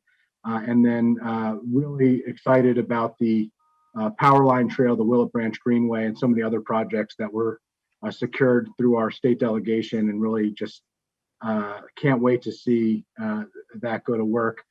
Just quickly on the planning side, just wanted to particularly thank the Advancing the Pike District work. Carrie Sanders and her team have really done a great job. I know we have a Fed committee briefing coming up. I'll save all of my comments, questions, excitement for that, but I just think that there's a lot of opportunity there, and just wanted to broadly express my appreciation to that. The pedestrian master plan and the Vision Zero commitments, I really look forward to those efforts. And I just wanted to lastly, really looking forward to the equity opportunity index that was mentioned here. I'm really excited to be able to dive into those issues. Appreciate all the leadership on the council of Councilmember Navarro, and at the planning board of Natalie and so many others in moving this work. And I just think it's such an important part of these efforts, and really excited to be able to dive into the details of what you come up with that work. So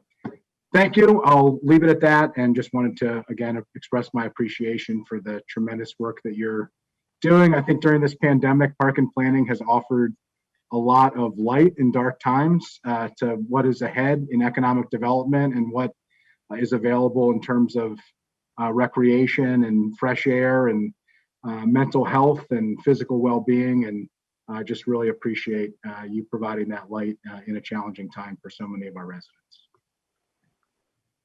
Thank you. Council Vice President Albornoz. Thanks. I'll be quick. I know we're over. Just didn't want to miss the opportunity to thank both of you and your incredible teams for all you're doing. Councilmember Friedson, I appreciate your efforts as lead on the council to Park and Planning. I think that it has been an extraordinary year. There have been a lot of silver linings, and a number of the policies that we've stumbled upon, I think, are really best practices that we're going to want to continue beyond the pandemic. Closing down many of our parks to cars and having the walkability and it's been great. And I wanted to really underscore and appreciate, Director Wright, your comments about pedestrian safety being a racial equity issue. Oh my God, yes, amen. That is so true. And I know that Commissioner Natalie Fanny Gonzalez has been doing an outstanding job in making sure that a diverse set of voices are heard. And Councilmember Navarro set up a Proyecto Cívico a number of years ago, and I know a lot of those folks testify specifically regarding parks issues and walkability issues, because these are the issues that most directly impact our communities. And it's what we can touch, what we can feel, what we can see. And so it's so invigorating and important on so many different levels to see progress in these areas, because that's when communities feel heard. And it has long-lasting impact beyond just Park and Planning, but in people's commitment to engaging in government generally. So you are a gateway for many members of our community to get engaged in these discussions in a way that's meaningful and authentic. And we have seen clear evidence on this council that that has extended to engagement in other areas. So you're raising all boats, which I think is really great. And my final just thought is, both of you represent in many ways what's best of Montgomery County. And I know that there is active partnership with our Tourism Bureau and the Montgomery County Economic Development Corporation, but this is such a selling point to businesses, to people looking to move into our area. And I think you have a really terrific communications and marketing team. Your slides are always better than anyone else's slides when you come and present to us. And that's not a coincidence. And so I do think there's an opportunity for us as we're building back and trying to attract economic development and livability, that you all be more of a focus moving forward in that selling of Montgomery County as a destination spot. So I know you're already working on those areas, but just want to put a plug in for that too. So thank you all so much. Appreciate your leadership and look forward to the ongoing conversations. Thank you. Councilmember Katz. Thank you very much, Mr. President. And I too will be quick. I wanted to thank everyone for all that they do. You do a difficult job and you make it look easy. And of course, that's part of what happens to many people in Montgomery County. We take it for granted. But I know that you each do a terrific job. And not only the people on this screen, the people who are out there cutting the grass and doing all the work, the additional work as well. I did want to take just a moment to second what the chair of the Fed committee said about endorsing community solar for Washington Grove in particular. I know that there's ongoing conversations. I know that the parks, their thought is that we need parks for the parks, and we agree with that. But I think that there's a great possibility that we too can do it all. So I hope those conversations will continue so that we can find a path forward for community solar for Washington Grove as well. Thank you very much, Mr. President. Thank you. A couple final thoughts I had. I don't know if Ms. Dunn has, Councilmember Rice, are you trying to get in or are you just waving? Okay. Thank you, Mr. President. Sorry, my phone's been acting up. I apologize. So one of the things that I think that all of you touched on, something that's incredibly important, is the continued challenges that we face when it comes to utilization amongst our communities of color for all of these aspects. And all of these things are great in being provided, but unless they're utilized by our communities of color, it is yet another opportunity to then extend that divide that continues to exist. And so the programming aspects are something that are incredibly important in what it is that we do with our parks. And I gave a lot of thought to a lot of the aspects that and a lot of the accoutrements that we have in the Up-County. When I think about Black Hill Regional Park and what goes on there and what we can do in terms of programming, I look forward to having more conversations with you guys about how we can institute that, because having them there is the start, right? And so they're in communities close by, transportation linked, all the things that you would think would get us there in terms of having the utilization be as diverse as we'd like it to be. The reality is that, and we see this across the country, this isn't just here in Montgomery County, this is across the board. And so it really is about that intentional programming, understanding that the programming is what will bring more of our communities of color out to do these kinds of things. So just having the amenity there is one thing, but understanding that while mountain biking is great, mountain bikes cost $500, and sure, you could buy a cheap mountain bike at Walmart for $100, but the reality is that those kinds of sports are geared towards people who are more affluent and who have the ability to be able to afford them. And so being on a $99 mountain bike from Walmart isn't good for a lot of the trails that we have. In fact, it makes it even harder for you to go and try and navigate. And unless you're dealing with a trek or a rally or something like that, then you're stuck trying to do other kinds of things. And so I just really think that we need to continue to think about those next steps, about how we can continue to incorporate our communities and working with our communities, talking with our faith-based communities, right? About having them institute programming in our parks, right? Because they're a great representative of our communities of color and have a way to say, hey, I want all of the congregation to come out. We're going to meet at so-and-so park, and we're going to have a fun time and bring everybody together and bring your kids and bring your grandparents and, get everyone together and have a fishing day. One of the greatest things in Triadelphia Lake that I did was the WSSC Fishing Derby. And still to this day, my mother has a trophy because she was one of them. She got by third place or whatever, but it was one of the biggest things for her as a huge fisherman. And so it's one of those things where, again, in our communities, there are ways in which we can program to bring folks out. And so I think that that's the next step for us. We built it. We've placed it in areas that are incredibly convenient for folks. We've attached transportation to it. Now we've got to take that next step of making sure that we have the programming there, and then we can achieve that true diversity that we're all seeking. So just wanted to give that as food for thought. Thank you. Vice Chair Fanny Gonzalez, did you have anything you wanted to chime in before? Oh, thank you so much. I love coming to the semi-annuals, and just because I want to hear from you. And I'm going to follow up with Councilmember Craig Rice, if you don't mind. I'll follow up with you and someone from Parks on your comments. I think you're right, and we want to do the right thing. So I'll do that. Thank you so much. Happy to be here. Okay, well, thanks everybody. Just a couple final thoughts I had. One, could somebody send us the slides? Because this is terrific and we want to make sure to share it. Okay, maybe Pam has it. Thank you. Two, I love the new idea I heard about a pilot bike lane on University Boulevard. We'd have to get Councilmember Navarro's permission as well, but that could connect Wheaton to Northwood to Four Corners, add a lot of connectivity, would really fit in with a lot of our plans. Third, has Parks gotten any word from Gaithersburg, Rockville, and Tacoma Park in terms of working together to address equity emphasis areas for parks and green space? So we're just kicking off our long-range pros plan, and I know we do have some level of coordination with the municipalities, but I'll have to take time to get you a better answer than that. Okay, thanks. I look forward to it. Fourth, I've heard from a lot of residents recently in the Northwood community who understandably are very supportive of having a real grass field there instead of an artificial turf field. They're eager to work with park staff and MCPS to make that a reality. I'd love to support that as well. So anything we can do to push that forward, would love to try to be helpful. And fifth, I finally want to echo, Gwen, your shout out to Carol Rubin, who's done amazing work on the 495-270 project.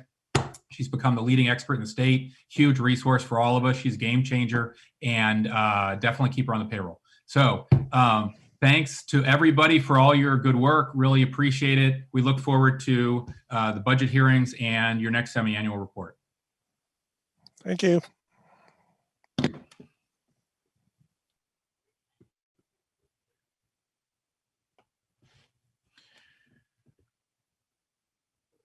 Okay, next we have a work session on WSSC's FY 22 to 27 CIP.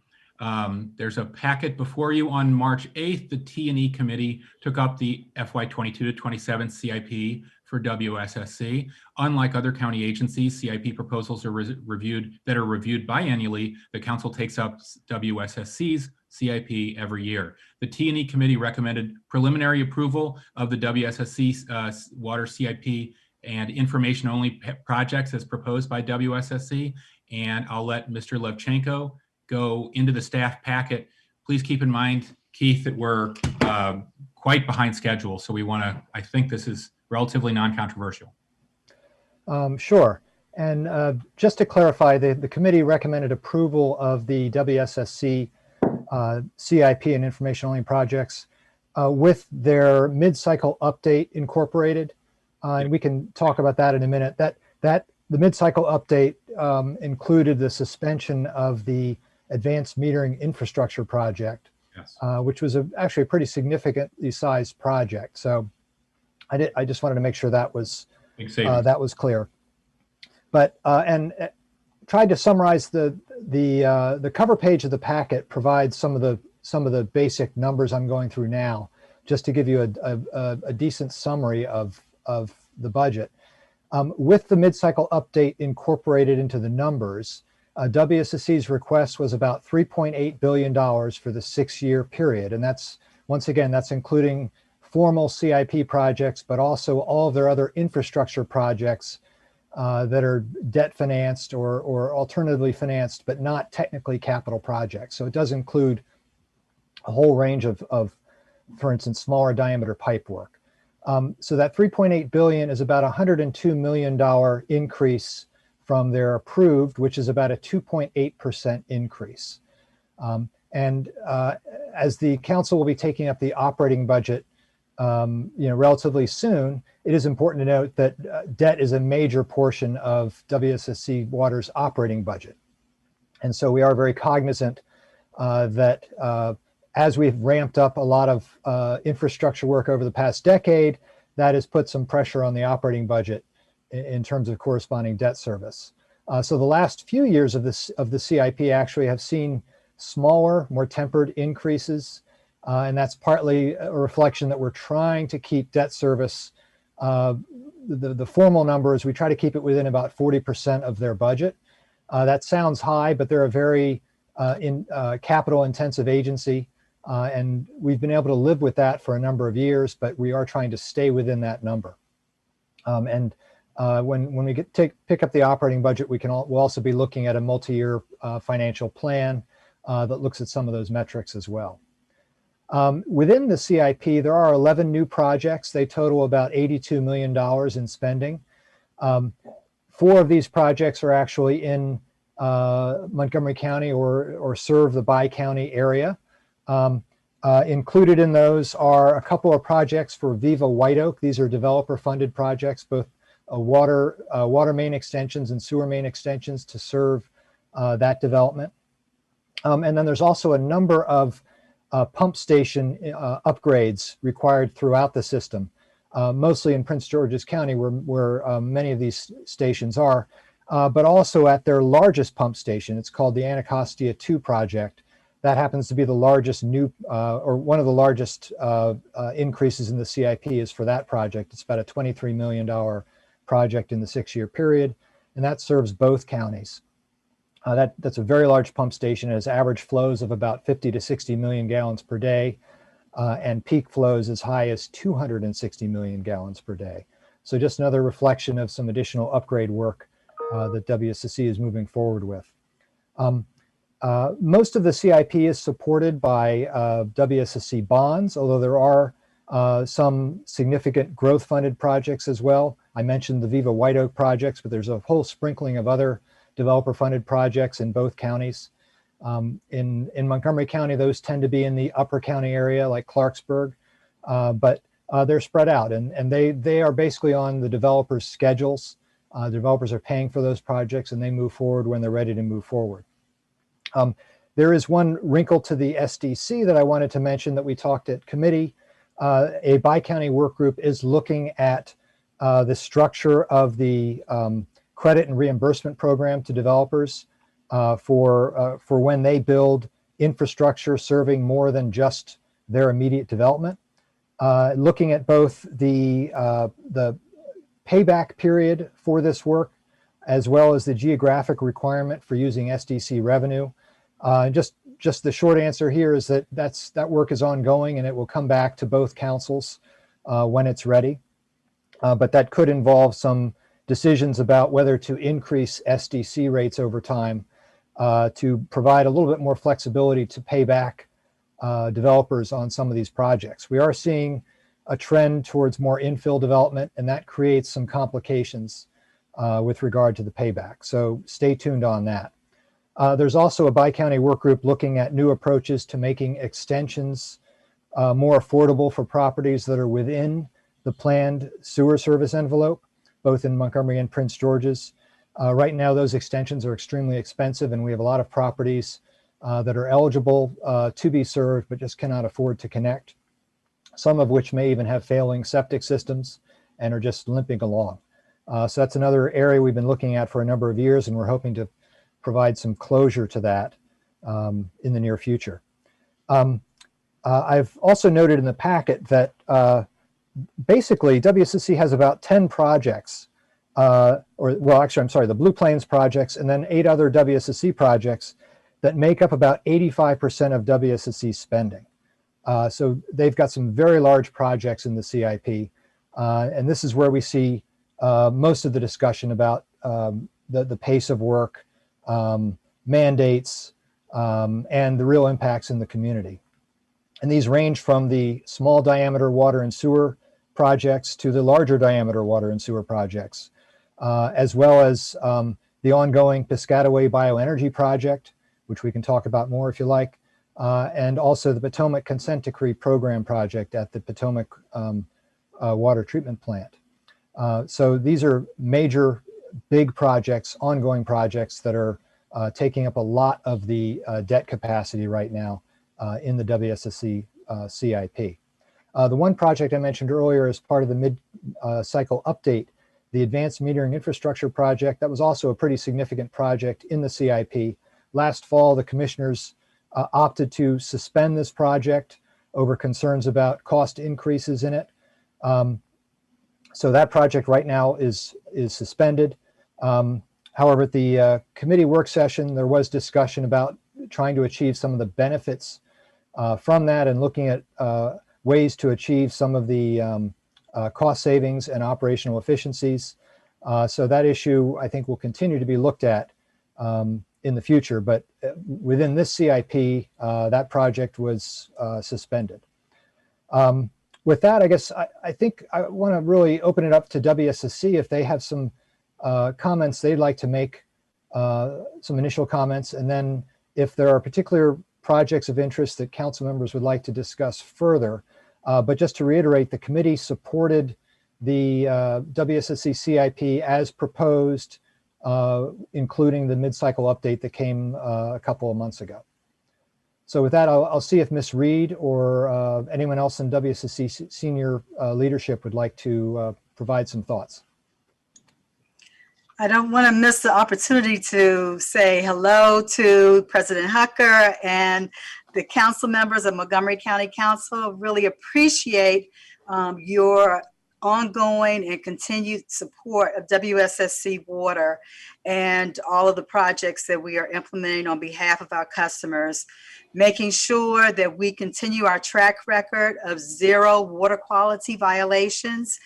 We are 102 years straight with that great track record, and everything we do is geared toward making sure we're strategic about implementing our budgets and the programs that will continue to have us operate as a world-class water utility.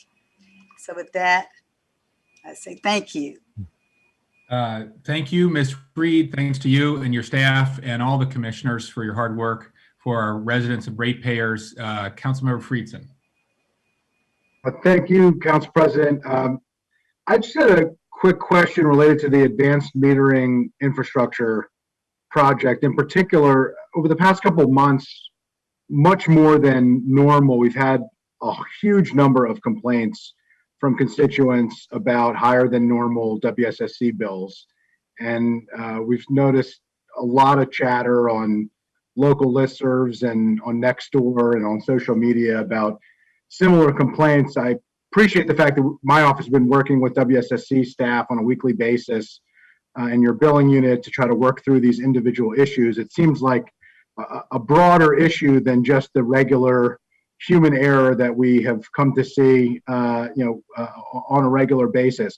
My understanding of the smart meter project, one of the goals of that project was to eliminate some of these issues and some of the challenges with misread metering and problems with billing, to try to streamline that process. With the fact that this project is now going to be sidelined, I am concerned about the issue related to constituents and their bills and repeated issues that may be coming up with that.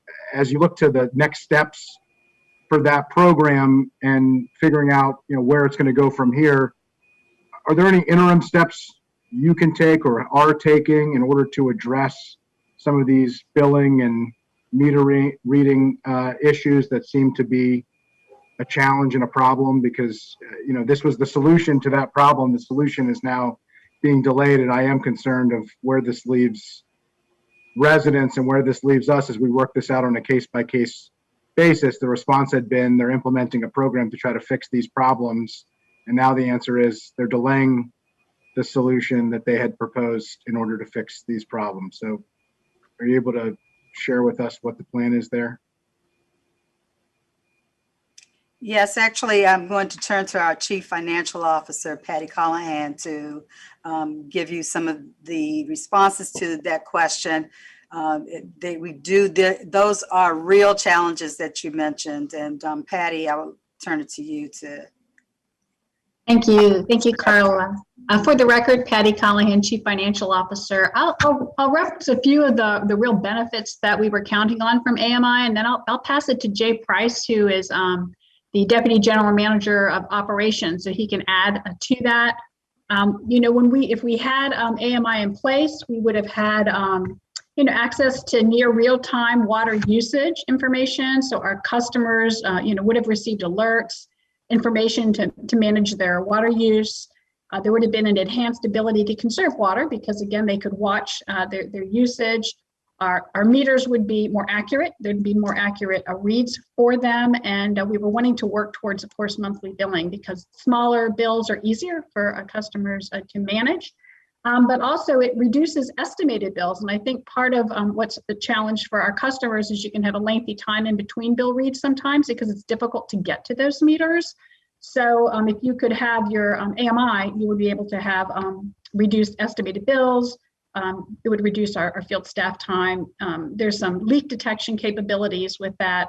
And of course, we could decrease our water quality. I appreciate it. Mr. President, I just hope maybe we could get a report back on what's going to happen in the meantime. I don't know that we need to take up more time here. I understand, what the project was going to do. I think my concern is that these seem to be a bigger concern now than they had been before, particularly in the last couple of months. It's not fair to residents that get, skyrocketed bills and have to work through them with everything else going on. I just hope that as this is being delayed, that there's an interim plan in place to be able to address some of these challenges. And if that could be shared with the T&E committee or with the full council, I would appreciate it. I don't want to take up any additional time more than necessary. Councilmember, I know we're behind. I don't want to use up time pitching the argument for AMI. We've all heard that over and over and over. What is the backup plan? Councilmember Friedson asks a very good question.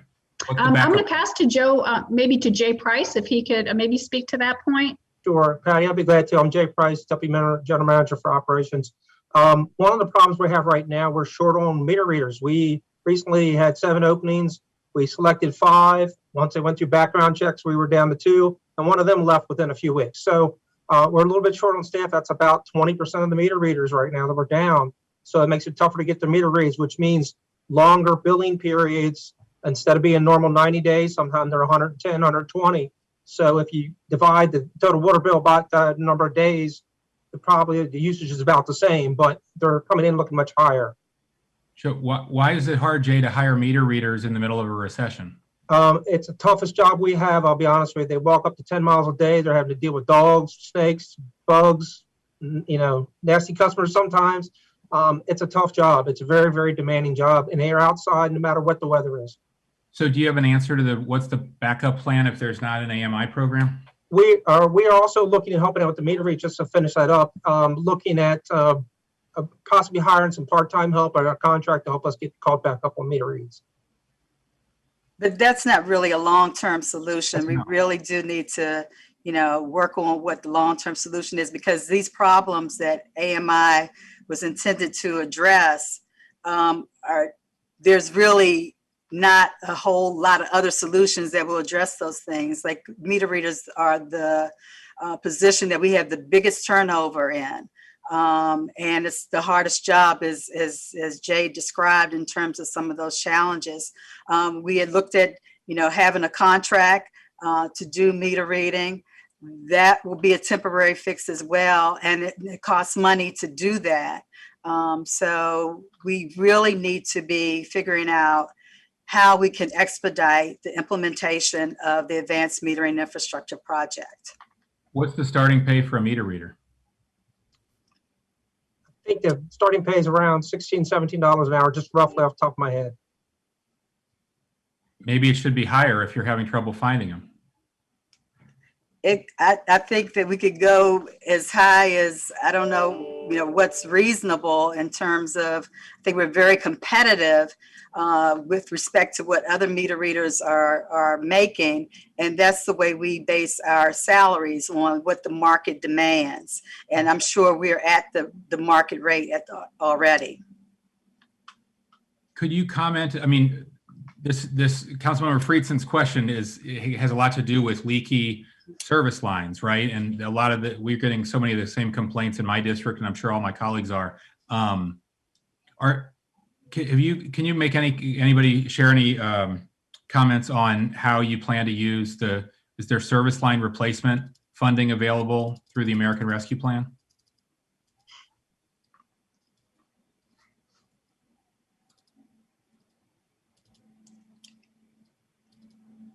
Monica, can you speak to that? I think that's So are you speaking about the service line from where our responsibility ends to the property, to the actual property? Because we do have a program already in place. It's Pipe ER, where homeowners are eligible to apply for assistance with that regards.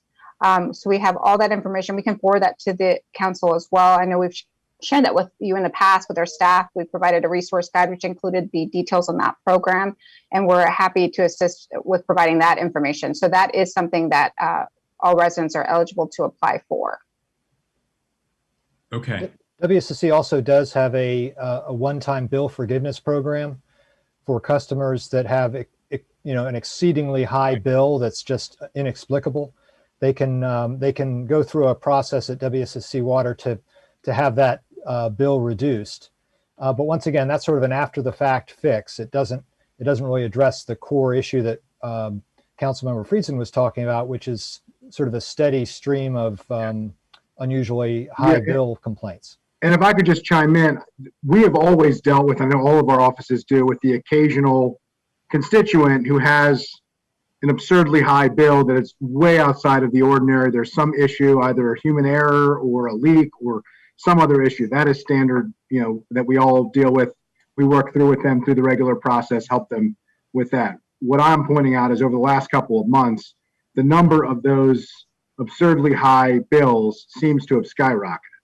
It's exponentially larger than anything that we have experienced. We've noticed that in constituent outreach to us. We've seen it in social media and neighborhood listserv chatter. And clearly there is an issue here that needs to be resolved. And if the original answer that we were getting is the smart meter is going to solve this, if that's being delayed, what I'm trying to raise here is we need to have an intermediate step to seriously address that. Up to this point, it doesn't seem like there is a real solution to that issue. And I don't think that it is fair to just allow for residents to receive these huge bills, cause that kind of disruption, require them to go through a fairly laborious process in order to get it fixed. We've got to do better by the residents we serve. And right now, I don't think that we're doing as well as we could or should. So that I just wanted to raise that and yield back to you, Mr. President.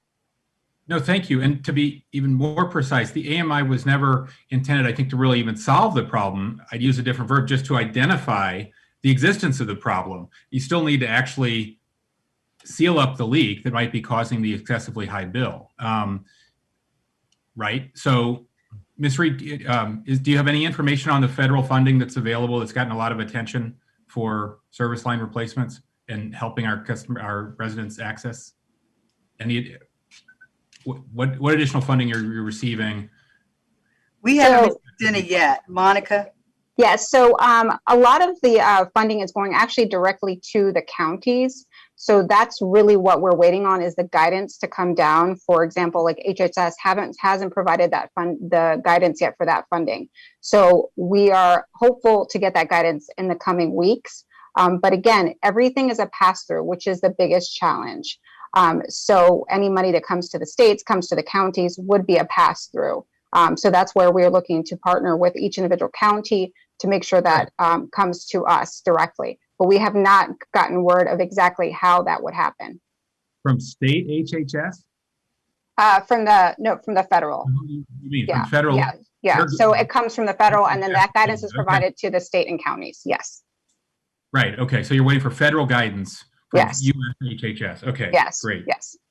Yeah, we're happy to partner with you. Have your government relations folks been in touch with ours in the congressional offices on this? Very closely. We work hand in hand with all of your offices. Yes. When do you expect the guidance? So what we're hearing is it's coming.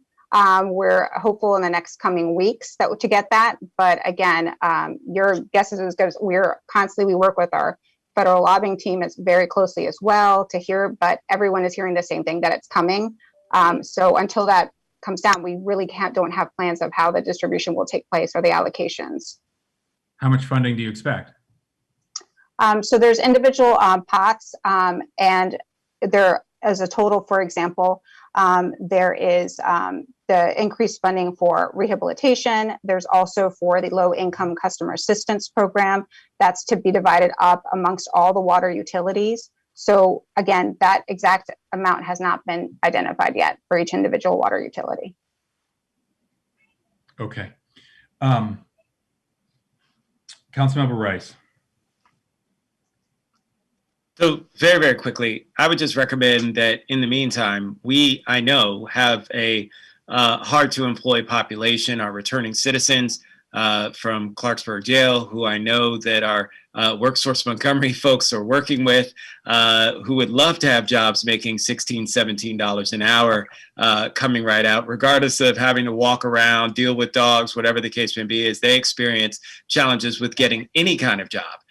So Anthony Featherstone, who's leading that, I would love to connect you guys together because he's doing some great work. In fact, he just texted me or emailed me earlier today about something that they're doing with DOCR, with our Department of Corrections. And so from that perspective, in the meantime, this doesn't help with your end solution with AMI, but it certainly does in the meantime with a cohort of individuals who are looking for work, who I know could be easily trained when it comes to WorkSource, WorkSource does that training and works with employers like yourself in being able to have them ready to go. And so from that perspective, I would just put that out there as a suggestion in the meantime, while we're looking forward to moving forward with AMI. So I think that's a great suggestion. Ms. Reed, if you could report back to us on the meter reader issue, and if you've hired any of our returning citizens, that would be really great. I think that would be good news we'd all look forward to. Yeah, I'd be happy to. When I worked in Montgomery County, I worked closely with the jail, scanning permits. So yeah. So, there are plenty of people we have that are willing to walk and willing to work hard for $16 an hour. Okay, Council Member Reamer. Thank you. I just wanted to just say, we talked about this issue at the committee a bit with the advanced meter infrastructure. I am assuming that no part of this decision is based at all in the conspiracy mindset emails that we get from those who, believe that an AMI, which is no different than any other device with a little bit of Wi-Fi as far as its health considerations. One device in the house is somehow a health concern. I'm assuming that was not a factor in this decision, and council staff shared that they thought that the issue was cost effectiveness was not there. If that is not correct, I want to know, and I certainly contemplated proposing that we restore this item to the WSSC budget because of its cost effectiveness. However, if it is not cost effective, then there would be no reason to do it. So I just leave that as a, Director Reed, I would, perhaps we should jump on the phone and talk it through a little bit more. But I would like to get to the bottom of this because I am concerned that it could be that this is a response to a few dozen emails rather than a strong public policy decision. So I'll just say that. Thank you. Thank you. Yeah, just to clarify, Councilmember Reamer, the WSSC did a cost-benefit analysis most recently last fall for the AMI project, and the costs did go up primarily because there was a much more substantial meter replacement component because since the last study had been done a number of years ago, the meters had aged. So from the perspective of the current study, it made sense to do a much more sweeping meter replacement. So that increased the cost. That also, though, created some revenue because newer meters tend to be tend to read more accurately than old meters. And by accurate, they tend to read higher. So that means a little bit increased revenue for WSSC. So that also played into the benefit side. But overall, the cost did go up, and the payback period did go up over a little bit longer period of time as well. But I didn't mean to suggest to you that there was not a payback, but the payback had been extended a bit from what the previous study had said, and the costs overall had gone up for the implementation. So that's sort of what came out of the study last fall. And an important footnote to that is that the advanced metering infrastructure project was one of 2 projects in our capital improvements budget that had a payback. Most of the projects that Mr. Levchenko mentioned that had a high dollar value to them don't have a payback. They must be done for various reasons, but AMI and the bioenergy project were the 2 projects in our CIP that had a payback. Okay, great. Well, I think a lot of this will have to continue, but if you could get back to us with some of the answers to the questions that were raised, that would be helpful. And we look forward to discussing it more in the future. Chair Hucker, this is Crystal Knightley, Director of Customer Service. I did just want to jump in. I apologize. I did want to let Councilmember Friedson know that we have been in touch with all of the constituents that have reached out. There were roughly about 49 or 50. So I did want him to know, Councilmember Friedson, that we are following up with each individual customer to understand what their high bill concern is and to make sure there's resolution. So I did want you to know that we're doing that. Thank you. Okay, thank you. Councilmember, do we have, if you don't have a list, if I could just briefly? Yeah, we're at the end of it. So yeah, Councilmember Joando. Great, thank you. Ms. Knight, I appreciate that answer. If I did have a question, it was going to be that, because a lot of these folks will email all of us and give us their story about what has happened. And I just was looking at I was just looking at a few of them just now. What is roughly the number that you've identified that you've heard from? Thank you. We have about 50, 25 in the Rockville area, about 17 in Bethesda. I have 2 in Silver Spring, 2 in Kensington, and 4 in the Potomac area. Okay. So some of the issues are a little different, but we're working with each customer to resolve. And I'm assuming identifying what was going on and then refunding or doing whatever you need to do based on the investigation.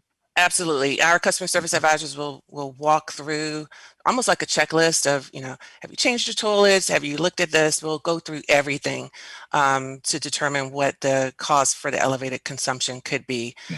And in some cases, it's because of an issue, or it could be that there's more people in the home, more consumption, just due to more people being in the home. Right. And obviously to the larger issue, to the people who aren't noticing or are not, aren't writing in, you have no way to know. And that's the conversation we were just having. So we've got to solve that. Okay. Right. All right. Thank you. Well, I share my colleagues' concerns and I appreciate you all coming before us and getting back to us with those answers. Thank you. All right. Ms. Reed, are there any commissioners here that I failed to recognize, or just staff? I believe the commissioners are watching the presentation. I don't believe they're on Zoom, Council President. Sure. Often they join us, so just wanted to recognize them if they hadn't. Thank you all for your work on this. Look forward to talking to you again soon. Thank you. Thank you. Next, we have a work session on the amendments to Montgomery College's FY 21 to 26 CIP. Let me recognize Education and Culture Committee Chair Craig Rice. Well, thank you very much, Mr. President. And I really want to thank our great leadership. The president of Montgomery College, Dr. Darian Pollard, as well as the leadership of the Board of Trustees of Montgomery College for always being very thoughtful and innovative in terms of the approaches that they come to us with when we're looking at how to greater expand opportunities for young people and adults who are looking to retool themselves or further their education. And it really is indicative in terms of understanding how flexible the college has been in terms of working with us. I also want to thank the Office of Management and Budget for all of their great work as well in trying to continue to partner with the college. And you'll see that we've had 4 suggestions and recommendations. I want to thank my colleagues on the Education and Culture Committee. By far, I feel the best committee. No offense to all the other committees. But so with that, I want to turn it over to Ms. Rodriguez Hernandez to walk us through some of the decision points. I think we had our meeting in late February and then March. And so it's been a little while, but certainly one in which when we agreed unanimously as to what we wanted to do, which was defer one of the key projects, and you'll hear from Ms. Rodriguez Hernandez, this relates specifically to information technology. And we know right now, in the midst of COVID, in the midst of still having hybrid learning, and that probably entering into the fall, the last thing we want to do is cut information technology infrastructure for anyone, regardless of whether it's an education institution or any other entity in county government. And so from that perspective, I certainly wanted to turn it over to Dr. Pollard for any opening remarks, and then Ms. Rodriguez Hernandez can walk us through the packet. But I did want to pause for my colleagues first and see if my colleagues had any comments, and if not, we'll move to Dr. Pollard. Chair Navarro. Just to say thank you, Chairman Rice. I know that we're way, limited in time, but just to really thank Montgomery College for what they continue to do in such an extraordinary fashion in being such a partner and an asset in our community. Thank you so much, and we will continue to do whatever we can to strengthen this partnership moving forward. Thank you. And Councilmember Navarro, you actually reminded me of something that I didn't even think about. But when it came to setting up and establishing the mass vaccination site, it was at Montgomery College. And the information technology that was necessary to set that up and provide that infrastructure is a part of what we're talking about here. I know because my work with Dr. Stoddard and others from the state when it came to making sure that we had everything that we needed to have established for that particular site meant that we weighed heavily on the information technology department at the college. And so it certainly is one where Montgomery College continues to lead in terms of examples of how to be a great partner and to step up. So thank you, Councilmember Navarro. I didn't even think about that aspect, but that's another piece of it. So let me turn to Dr. Pollard for some opening remarks before we go to Ms. Rodriguez Hernandez. And Mr. President, it should be very quick in terms of what it is that we need to do in terms of moving forward. Thank you, Mr. Chair, and certainly good afternoon to members of the County Council. I'll be so brief that I won't say too much. What I will offer to you just a few things. Like our operating budget requests, the capital budget is quite frugal. We only have one major new project underway, and that is the Leggett Building, using approximately $1.5 million of existing funds to help us take care of the FF&E. We're also very grateful that the county executive recommended fully funding the county share of that. We have also deferred our library renovation projects. Design is now set to start in FY22 instead of FY19. And then with our Germantown Student Services Building, we've pushed that out again to FY24. We're very grateful to the support of the council. We look forward to your helping to support us as it relates to the recommended recommendations that came out of the county executive's budget regarding deferred maintenance and IT. Bond reductions that we've had thus far, approximately $8 million, I think would negatively affect our deferred maintenance. You've all heard me speak on this as well. You've also heard me talk about the effect of this on our IT projects, given the fact that we are in the midst of a pandemic and that we're delivering our services and educational offerings primarily and mostly through technology. It is something that for us, we see as both a short-term and a long-term implication if that were to happen. So with that, I'm happy to respond to questions on the other side, but I will gladly defer to Ms. Rodriguez, who can take us through the information you'd like to have. Ms. Rodriguez Hernandez. Good afternoon, Council. Good afternoon, guests from Montgomery College and OMB. Thank you for attending today's work session. The college's amended 6-year total CIP request was $295.6 million, and the county executive's recommended budget transmitted in January included a affordability reconciliation project totaling $9.4 million. On March 1st, the committee met to review the amendments in the county executive's recommendations, as well as the non-recommended reductions as submitted by the college to meet the county executive's affordability reconciliation project. Well, I'll start with the positives, and that is the committee approved all of amendments as requested by the college and supported by the executive. And as Dr. Pollard mentioned, a lot of those are technical amendments for several of the projects. And you can see those listed on the cover page of today's memo. And as Councilmember Rice, Chair Rice, also stated, the committee deferred action on a non-recommended reduction for the information technology project, which was $1.43 million in current revenue. And so we are going to review that again at the April 26th Operating Budget Committee session for the college, and in the meantime, discuss alternative funding sources, including federal funding and additional sources. The committee did approve the non-recommended reductions submitted by the college for all other items and endorse the priority list for restoration if funding allows during the final CIP reconciliation process. So there you have it, Mr. President. You have the committee recommendations about the deferral of the $1.433 million in current revenue reduction for the information technology project. The others have been accepted. So that's what's before us as an E&C recommendation for the committee. Terrific. Okay. I don't see any questions on this. Thank you all for your hard work on this. And I think you might need a straw vote. Yeah, and I don't know if it needs to be moved, but I'll just also say, as a current Montgomery College student who's using IT for their classes, I can endorse that they're using this money very well. So I said that in committee. I'll say that now. So thank you. Thank you, Mr. President. Okay. Well, we have a committee recommendation. It's just listed as a work session, but sure. All those in favor of the committee recommendation, you can raise your hand, please. Great. That is unanimous. Okay. Thank you all. We have a recommended CIP. Look forward to seeing you again soon. Thank you, sir. Good to see you all. Take care.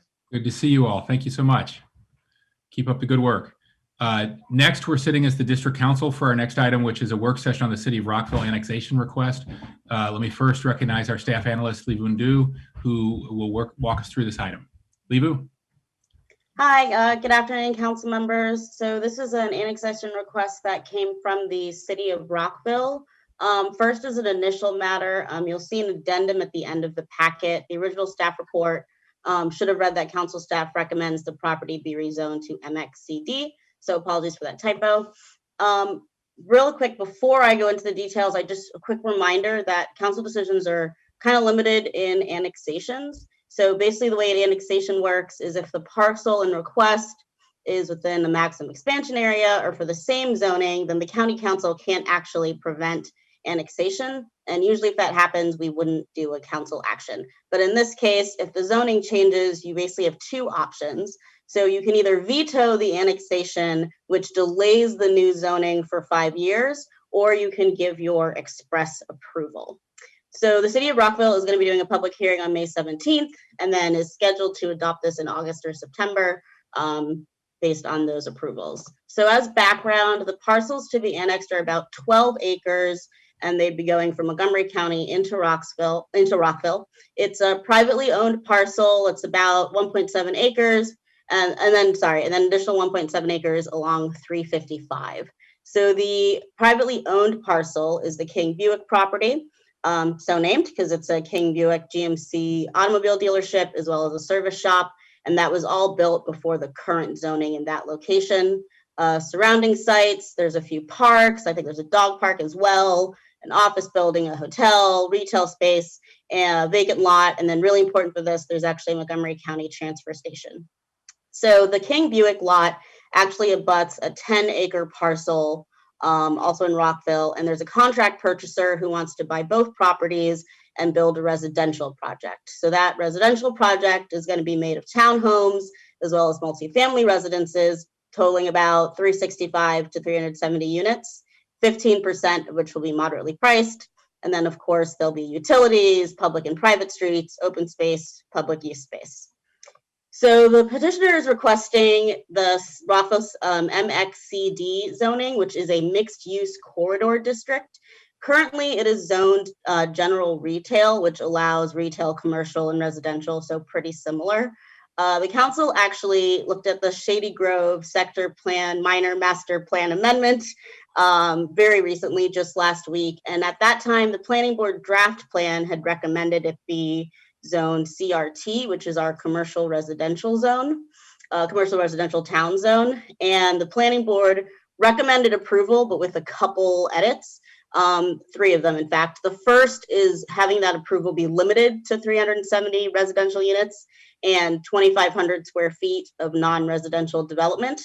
And then a minimum right-of-way for Frederick Road, which is long 355, to be 150 feet, and then incorporate those design elements for the bus rapid transit project. And then lastly, to incorporate Vision Zero improvements, which I know you guys talked about earlier today, which includes a 6-foot landscape buffer and would limit the curb radii to 25 feet. As for the zoning itself, there are some differences between the county's GR zone and the city's MXCD zone, which includes the percentage of residential development, but those are minor enough that both planning board and planning staff didn't recommend vetoing the annexation, which would again delay the change in that zoning for 5 years. So Fed actually reviewed this as part of the Shady Grove Sector Plan Minor Master Plan Amendment on March 1st, and then the council adopted that last week. So staff recommendation is to give express approval with those noted comments. So the Vision Zero, the rapid transit, and then limiting the number of residential units. One of the main reasons being the zoning is not actually going to be too different. The uses are going to be about the same with mixed use and pedestrian oriented centers. In addition, it aligns with the county's goal of creating more housing near transit. So this residential project will create communities where people can walk from where they live, the train station, and then have other commercial things nearby. Great. Councilmember Bremer. Thanks. I just wanted to observe that we took this up through this, through the Shady Grove Minor Master Plan. Indirectly, it wasn't the actual annexation, but we talked a lot about annexation in general, and we expressed support for this approach. And so the council has got a little history here, just in case anyone was wondering. We basically signaled our approval of this quite specifically through the Shady Grove plan. And I think it's a fine proposal. I think we'll get a good project. If it wasn't split zoned, if it wasn't a situation where they might have to go through 2 planning processes separately, I would say, I would continue to say, I don't think annexation is in the county's interest. But I think in light of the facts on the ground, I think it makes sense, and I support it. Councilmember Katz. Thank you very much, Mr. President. I too support it.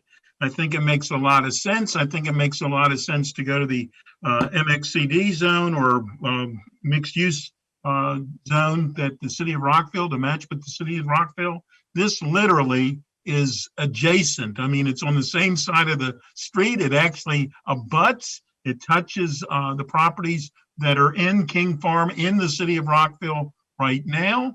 And this makes a lot of sense. And I understand we're not going to vote on this today. We're voting on it next week. But I think that this is a very logical annexation. Thank you. Okay, thank you. Councilmember Friedson. Yeah, I just quickly want to note, first of all, I support this and I think that it's a good direction to move. We didn't just talk about it in the Shady Grove Minor Master Plan. We actually started discussing this as part of the growth and infrastructure policy as we were discussing some of the impacts on the municipalities and the different boundaries of areas. So this has been significantly discussed at a variety of different fed committee work sessions and at full council. And so I just wanted to note that it's had extensive review and think it's a good direction to head in. Thank you. Sounds like it's very popular. Okay, I don't see any other questions or requests to speak, so I think we can move on. Thank you, Livu. Thank you, everybody that's worked on this. Next is our work session on the Department of Health and Human Services CIP amendments. Let me recognize HHS Committee Chair, Council Vice President Albornoz. Thank you, Mr. President. This will be brief. Both of the items before the committee were supported unanimously, first by the HHS committee and then in a joint HHS and Education and Culture Committee session. The first item is good news, and I really want to give a lot of credit to the Department of General Services and the Department of Health and Human Services. We have accelerated the opening of our Avery Road Treatment Center. And while I'm looking forward to getting a tour, I haven't been able to stop by it yet. By all accounts, the project was done quite successfully and obviously provides critical services to our residents and is important that it was accelerated in the way that it was. And the second item was a joint HHS and Education Culture Committee to discuss the recommendation of the county executive's recommendations for school-based health and linkages to learning centers, and that there be funds added for construction for a site at Neelsville Middle School and Southlake Elementary School. There was one discussion item that will carry over to the operating budget to make sure that there's sufficient funding to initiate the wellness center at the Seneca Valley High School, but that we will be visiting during the operating budget. So that gives you a little bit of an overview, and it was not controversial and was universally supported. Back to you. Okay. Any questions on this? I don't see any requests. Okay. And Ms. Yao, if I missed anything, please feel free to chime in. I just wanted to say that we do have a representative from Maryland Treatment Centers, Megan Westwood, and if the council would like to hear an update, again, I think the facility opened very recently, and so an update is available if the council is interested. I think the council seems very appreciative and supportive. Councilmember Rice, you look like you're trying to get in. No, I was just saying that we could go ahead with approval. Okay. Yep. Sorry. Great. So we have a committee recommendation. Thank you, Council Vice President Albornoz. All those in favor of the committee recommendation, please raise your hand. Terrific. We have a committee approved product here. Okay. Thank you all so much for your hard work on this. Keep up the good work. Really appreciate it.